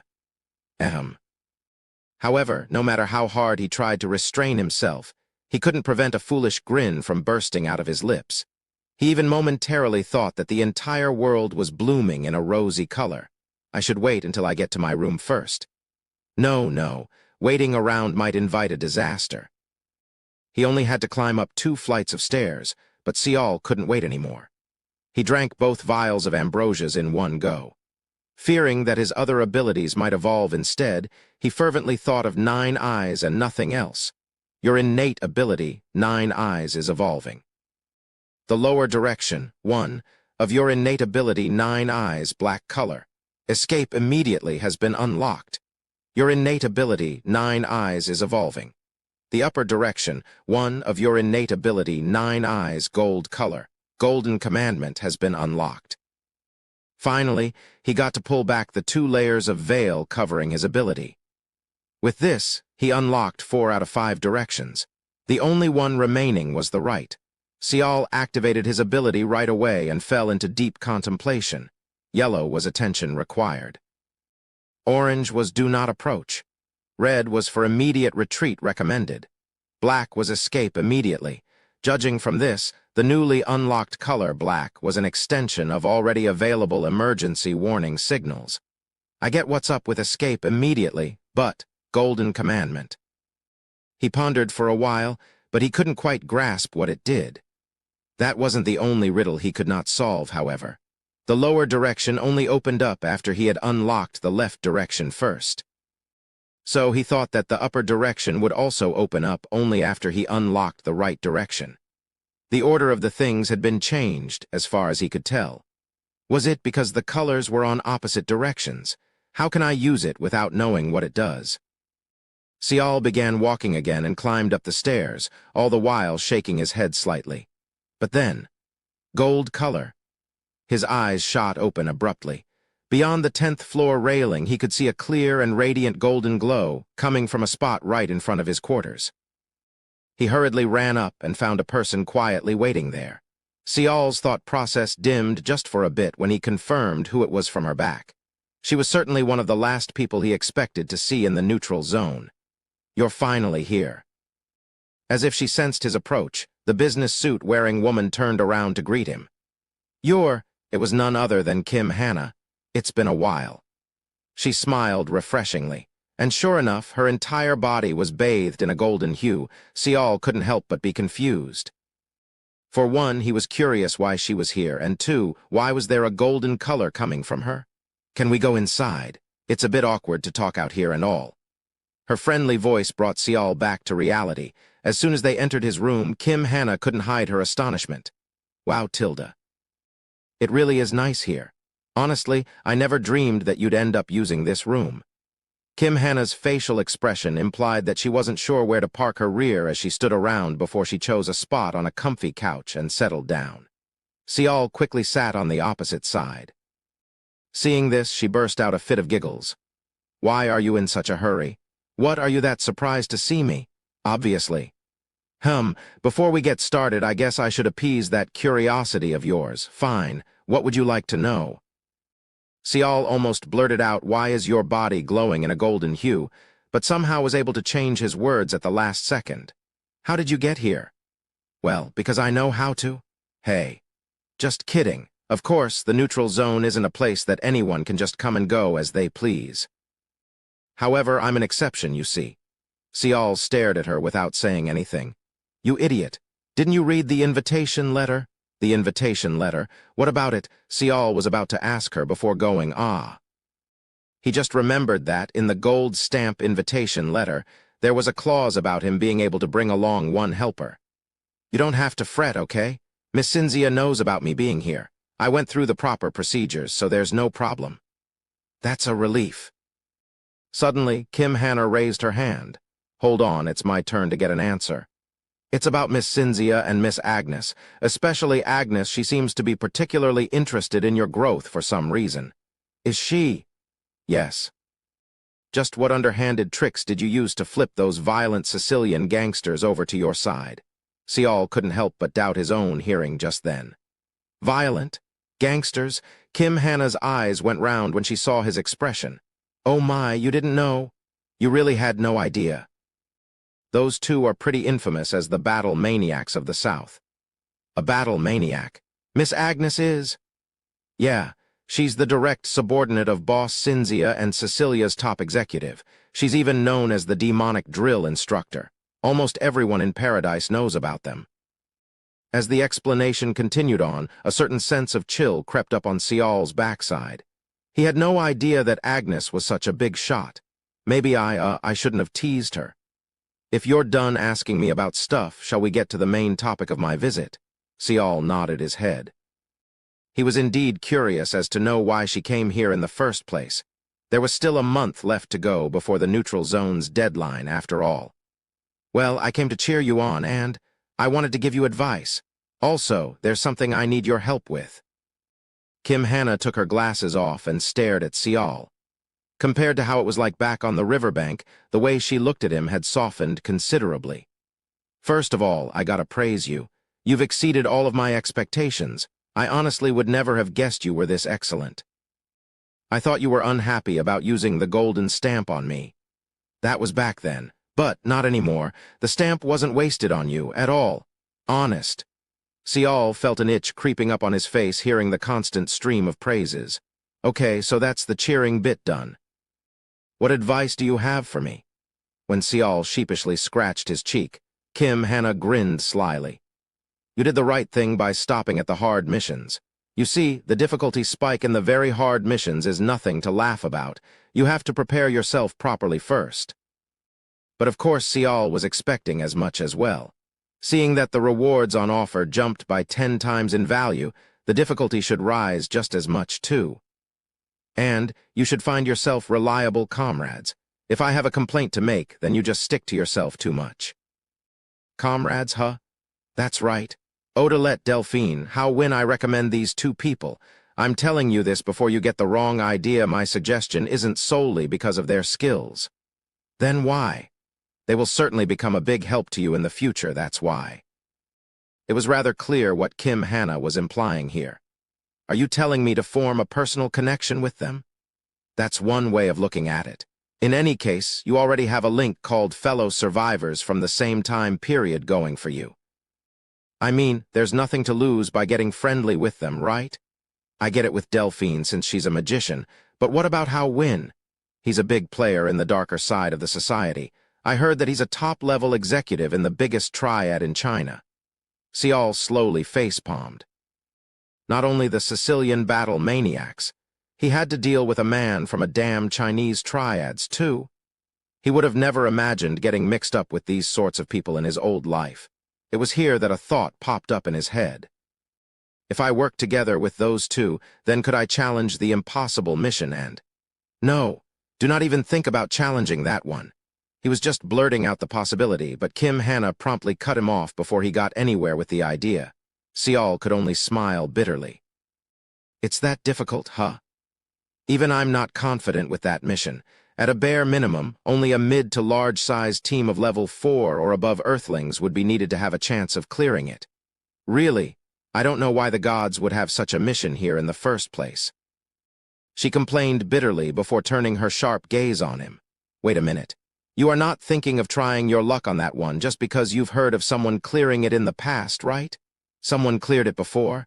Now this was the first time he heard of it. Yeah, sure. In the entire history of the zone, one guy did pull it off. But how? Seeing Sial's shocked expression, Kim Hannah simply snorted. Only a few know about this, but that guy, he didn't clear the mission in what you'd call a proper fashion. He just got lucky, that's all. Even if it was down to luck, it still counts. That's true, too. But whatever, do not ever attempt that mission. Got it?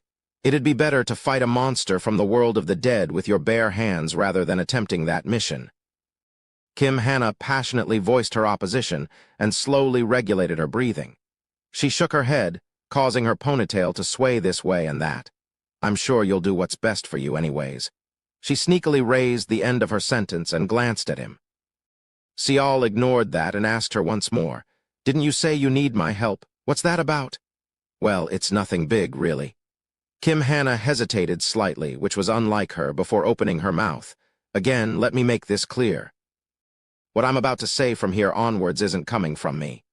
Okay, so from who is it then? One of my superiors. One of your superiors? You mean from Sinyang? Kim Hannah nodded her head and continued. Anyways, what I'm trying to say is, someone else other than me is asking you for a favor. If you don't want to do it, fine. You don't have to. But if you do decide to go for it, there are plenty of benefits for me. You might also get to share in the loot, too.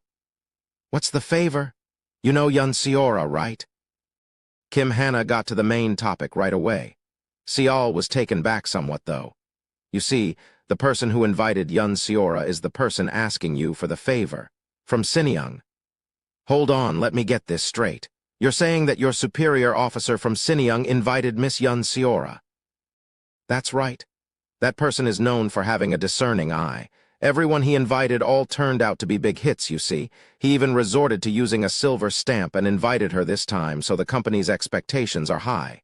But, right, you know this too, don't you? At this rate, Ainz Audioverse is going to fail. Understandably, my superior officer is a nervous shell of his former self. Only then did Sial get the rough idea of what the favor could be. Let me get straight to the point. That person would like you to look after Ainz Audioverse. That's too unspecific, isn't it? Do I need to give her 1,000 survival points and be done with that? After all, she'd be able to leave the neutral zone with that. That would be worse than failing, actually. Okay, if I were to get more specific, he wants to see Ainz Audioverse develop normally in the zone, just like everyone else. Heal her arm if it's possible, let her tag along when you go around clearing missions, etc., etc. Basically, I want you to carry her. Carry? Sial inwardly let off a long groan. Coincidentally, he got to hear about Ainz Audioverse twice in one day. Sial understood that her life in the zone was fraught with extreme hardship. It wasn't as if he had no plans of helping her out. However, you know this too, don't you? He also thought what Hyun Sangmin said back not too long ago wasn't wrong either. Kim Hannah was waiting for Sial's reply. She was still emitting the golden hue. What do you think I should do? Me, as I said this before, I didn't invite her. I know that. I'm asking the person who invited me what her opinion is. Perhaps she didn't expect to be questioned. Her expression became somewhat dazed and lost. Soon enough, though, the corner of her lips arched up ever so slightly. Of course, I'll be very happy if you do this one thing for me. I'll be owed a debt. There was a slight grin etched on her face as she spoke up, clearly enjoying herself. I understand. I can't give you a definite answer, but I promise I'll look into it.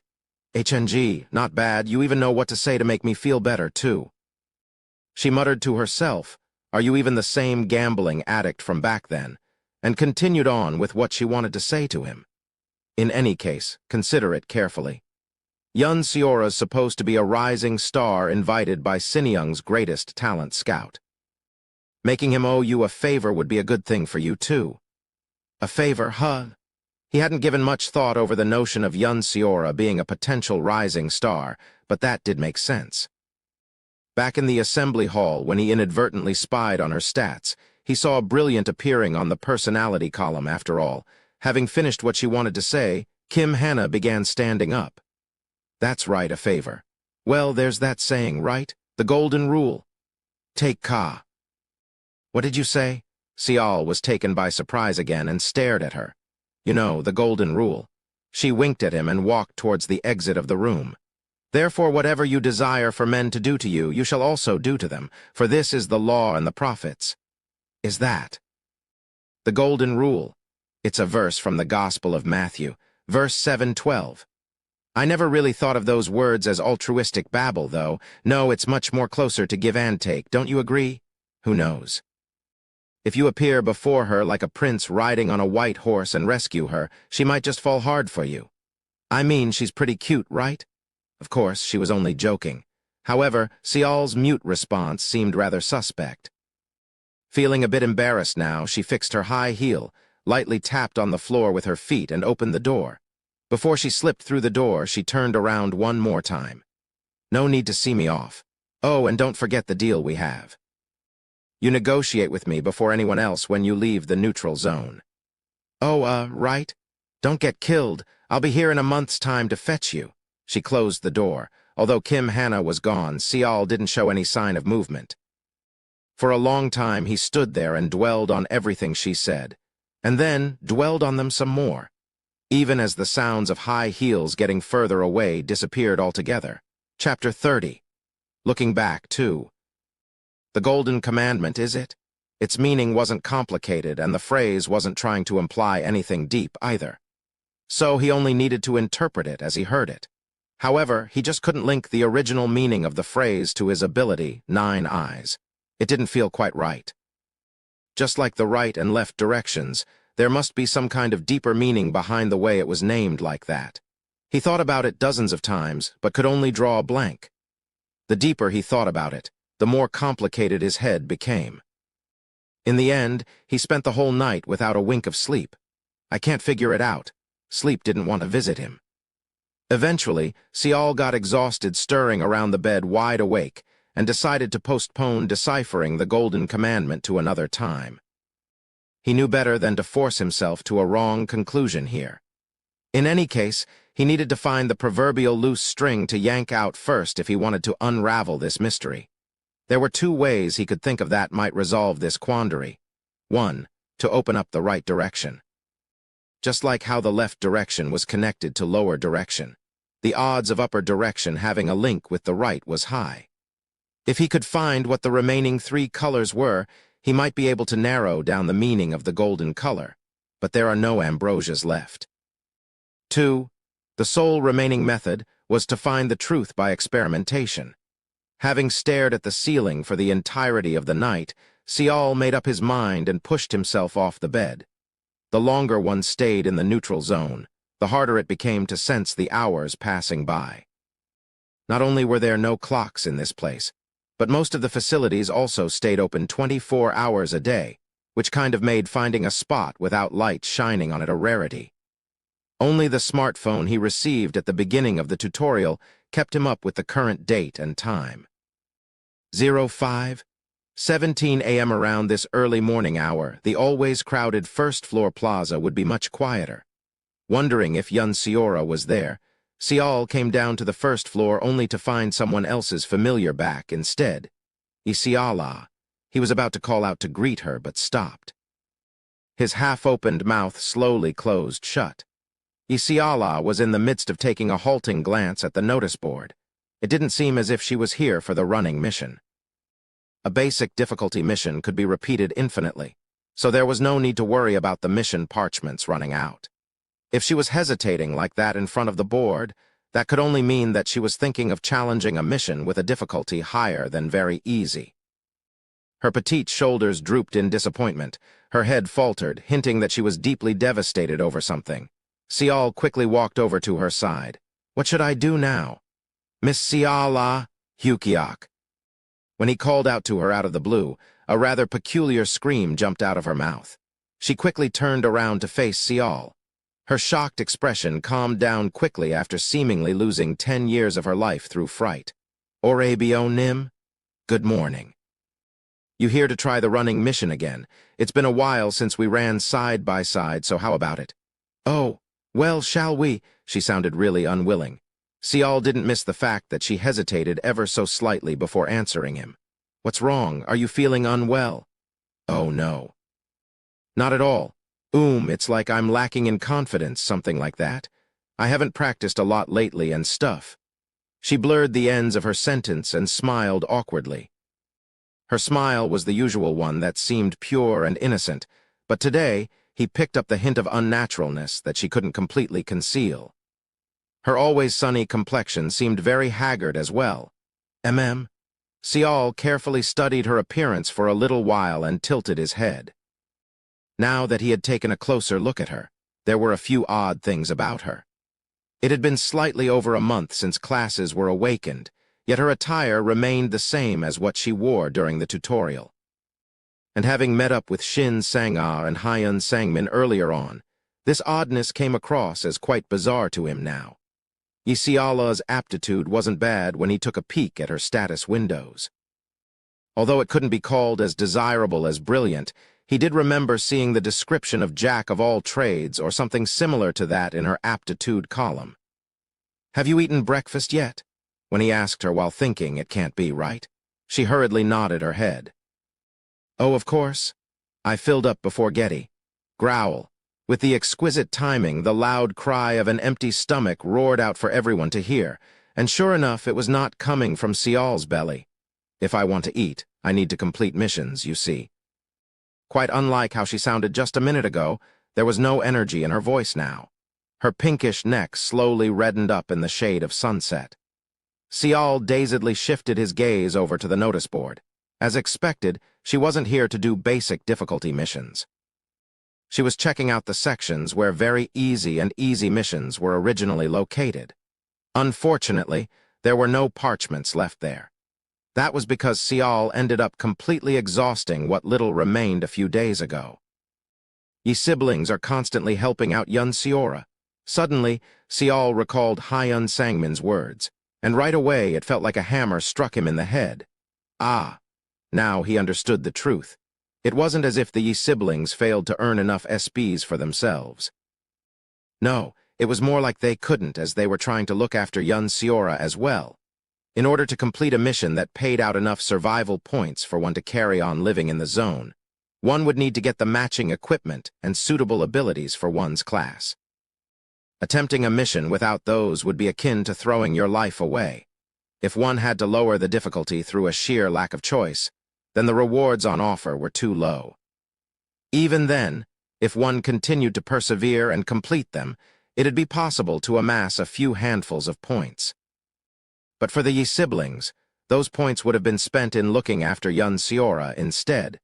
It'd only leave them towards a continuous downward spiral.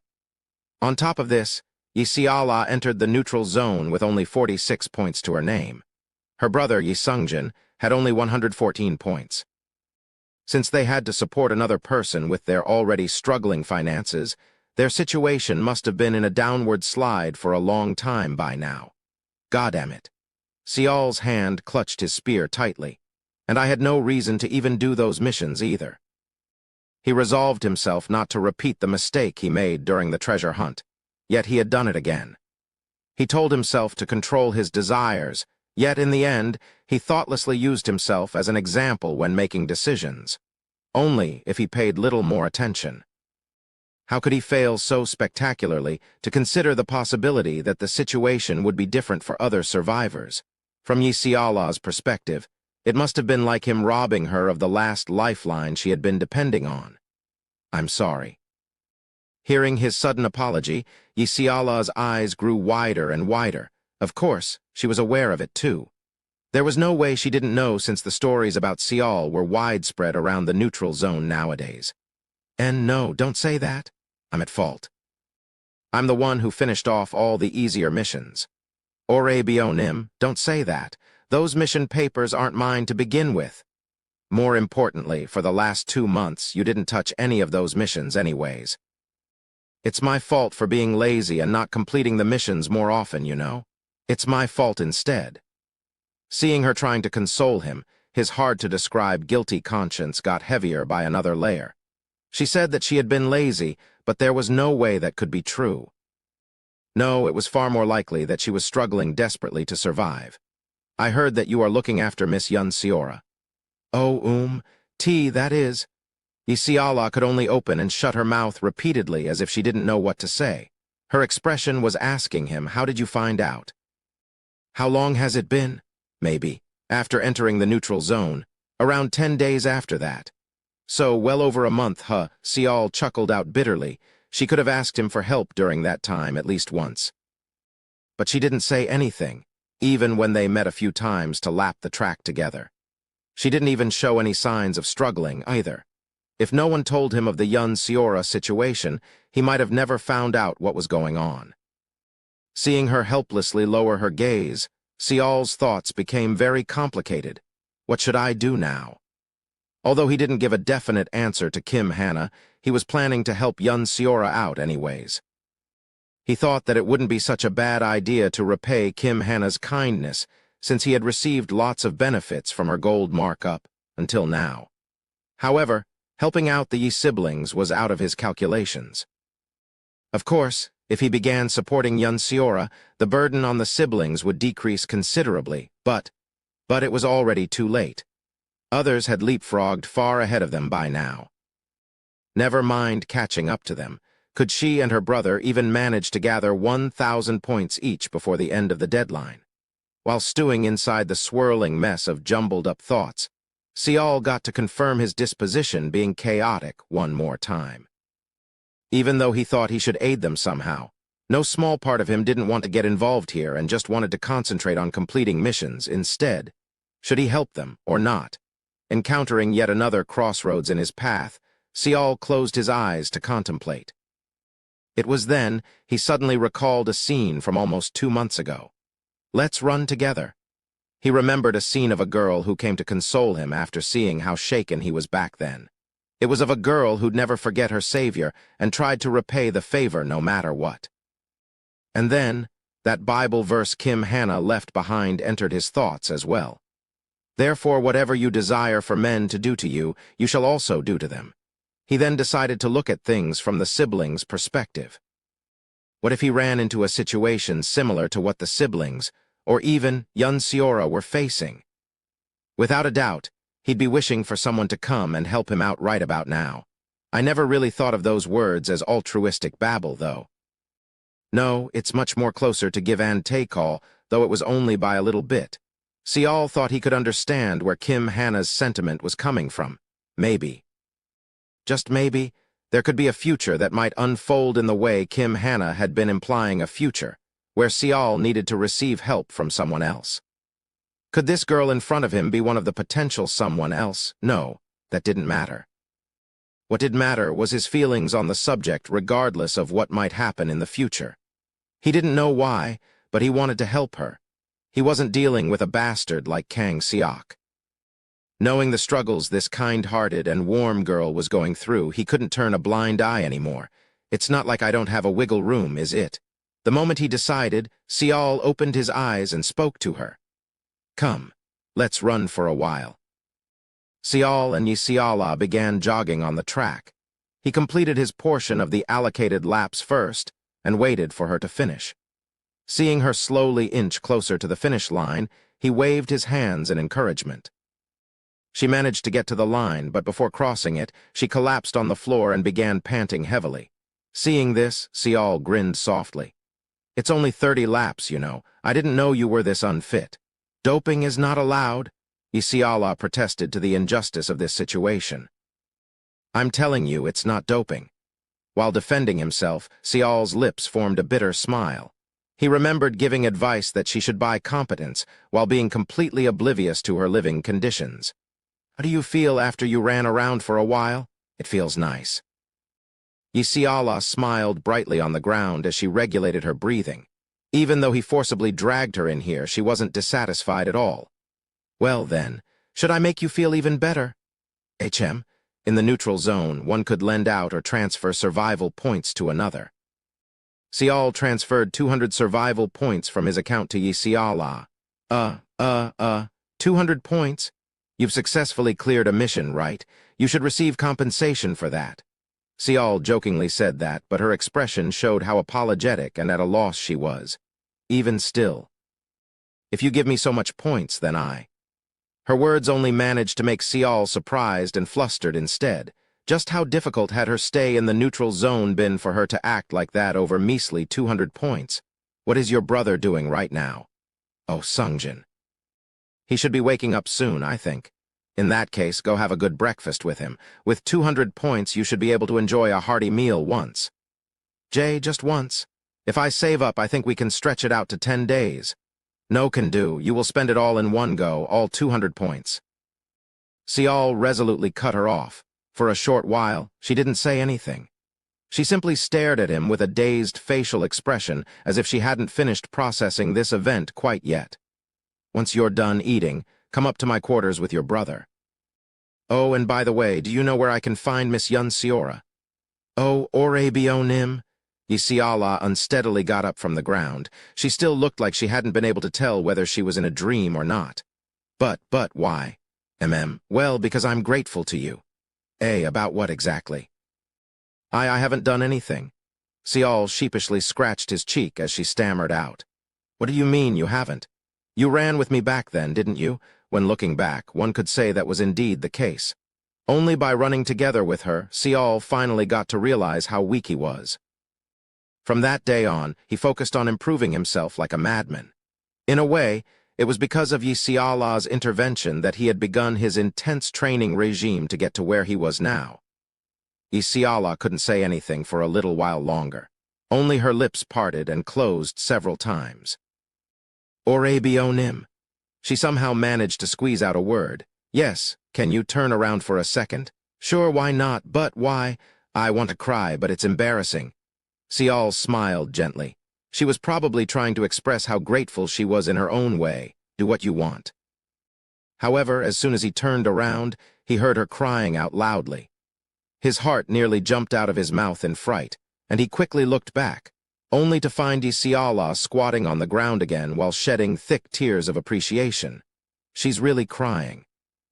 This time, it was Sial's turn to panic instead, after sending Yisiala back to her place. Sial headed off to the 5th floor. He'd never stopped by this floor before. According to Yisiala's explanation, a sizable lounge could be found there, and Yun Seora spent most of her time in that place. Sial initially believed that, since that space was called a lounge, the facilities there shouldn't be so bad, but... Sial. As soon as he arrived there, he had to revise his thoughts immediately. The circular lounge was indeed rather spacious and open, but there were only a handful of chairs to be found here. He couldn't even begin to call this place a lounge at all. When he pushed open the glass door and entered, he spotted a lone female figure lying quietly in the far corner of the room. She had a hood covering her head while her body was in a huddle. Sial heard her cough. It sounded dry and scratchy. Sial placed his palm on the floor, and his body shivered slightly after sensing the coldness coming from the hard surface. It's really cold in here. She must be in a deep sleep. Sial walked towards her in loud enough footsteps, but she still showed no signs of movement. Zzz, while listening to her soft, nearly imperceptible breathing, Sial looked at her face and became utterly speechless.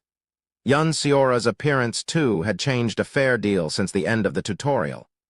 Unfortunately, it was for the worse. Her previously pale, smooth cheeks were now yellowing and sunken. Her exposed wrist was so thin, he mistakenly thought he was looking at bones. He thought he was looking at a broken doll. Miss Yun Seora? Sial called out her name and placed his hand on her shoulder. Her body flinched a little then. Miss Yun Seora, and when he gently shook her. Aak! Suddenly she sucked in a heavy breath. As if she was having a nightmare, a strained cry escaped from her lips, and she desperately hid her face with her left hand. She huddled even closer and began shaking like a leaf. What the? He thought he looking an abused child trying to not get hit anymore. Sial took a step back in astonishment. Are you all right? Yuha! Miss Yun Seora? Abruptly she raised her head. A pair of blurry, unintelligent eyes gazed at Sial. Who Yua? She let off a pained whimper and her eyes slowly closed again. Her entire body slumped too, and when he called out to her again, she didn't respond. Is she unconscious? Her current state seemed too precarious to simply say she fell unconscious. Sial quickly lifted her up. He only used his arms, yet he could barely feel her weight. Leaving the fifth-floor lounge, Sial immediately went to his quarters on the 10th. He thought that, since his room restored one's stamina rapidly, simply by being there would help her regain her consciousness. After carefully laying Yun Seora down on the bed, Sial was overcome with a feeling of helplessness. Although he did bring her here, he hadn't realized how bad her conditions actually were. Perhaps that superior officer asking Kim Hannah for favor must have realized that Yun Seora was on the brink, too. Let's confirm her status first. Sial activated his 9 eyes. Yun Seora's status windows. 1. General information, summon date, March 16, 2017. Marking grade, silver, sex/age, female/20, height/weight, 166.2 cm/48.2 kg, current condition. Heavily injured, class LV, 1 warrior, nationality, Republic of Korea, Area 1, affiliation, N/A, alias, N/A, 2, traits. 1. Temperament, indifferent. She's not easily interested in anything particular. Despair. Has fallen into despair and gave up on herself and has not looked after her own body. 2. Aptitude, brilliant. Possesses a smart brain as well as good overall talents, highly observant. Will carefully analyze and study items and events all around her. 3. Physical level, strength. Extreme low down arrow 2, endurance. Extreme low down arrow 1, agility. Extreme low down arrow 3, stamina. Extreme low down arrow 2, mana. High-low, luck. High-low, remaining ability points, 1, 4, abilities, 1, innate abilities, 0, 2. Class abilities, 0, 3. Other abilities, 0, 5. Level of cognition, depressed, deeply worried and / or frustrated, lacking in energy / despair / pessimistic, has a gloomy outlook on her life, is in mourning, is in despair. What the hell? Sial's brows furrowed in a deep frown. Yun Seora's condition, confirmed through her status windows, was in a terrible state.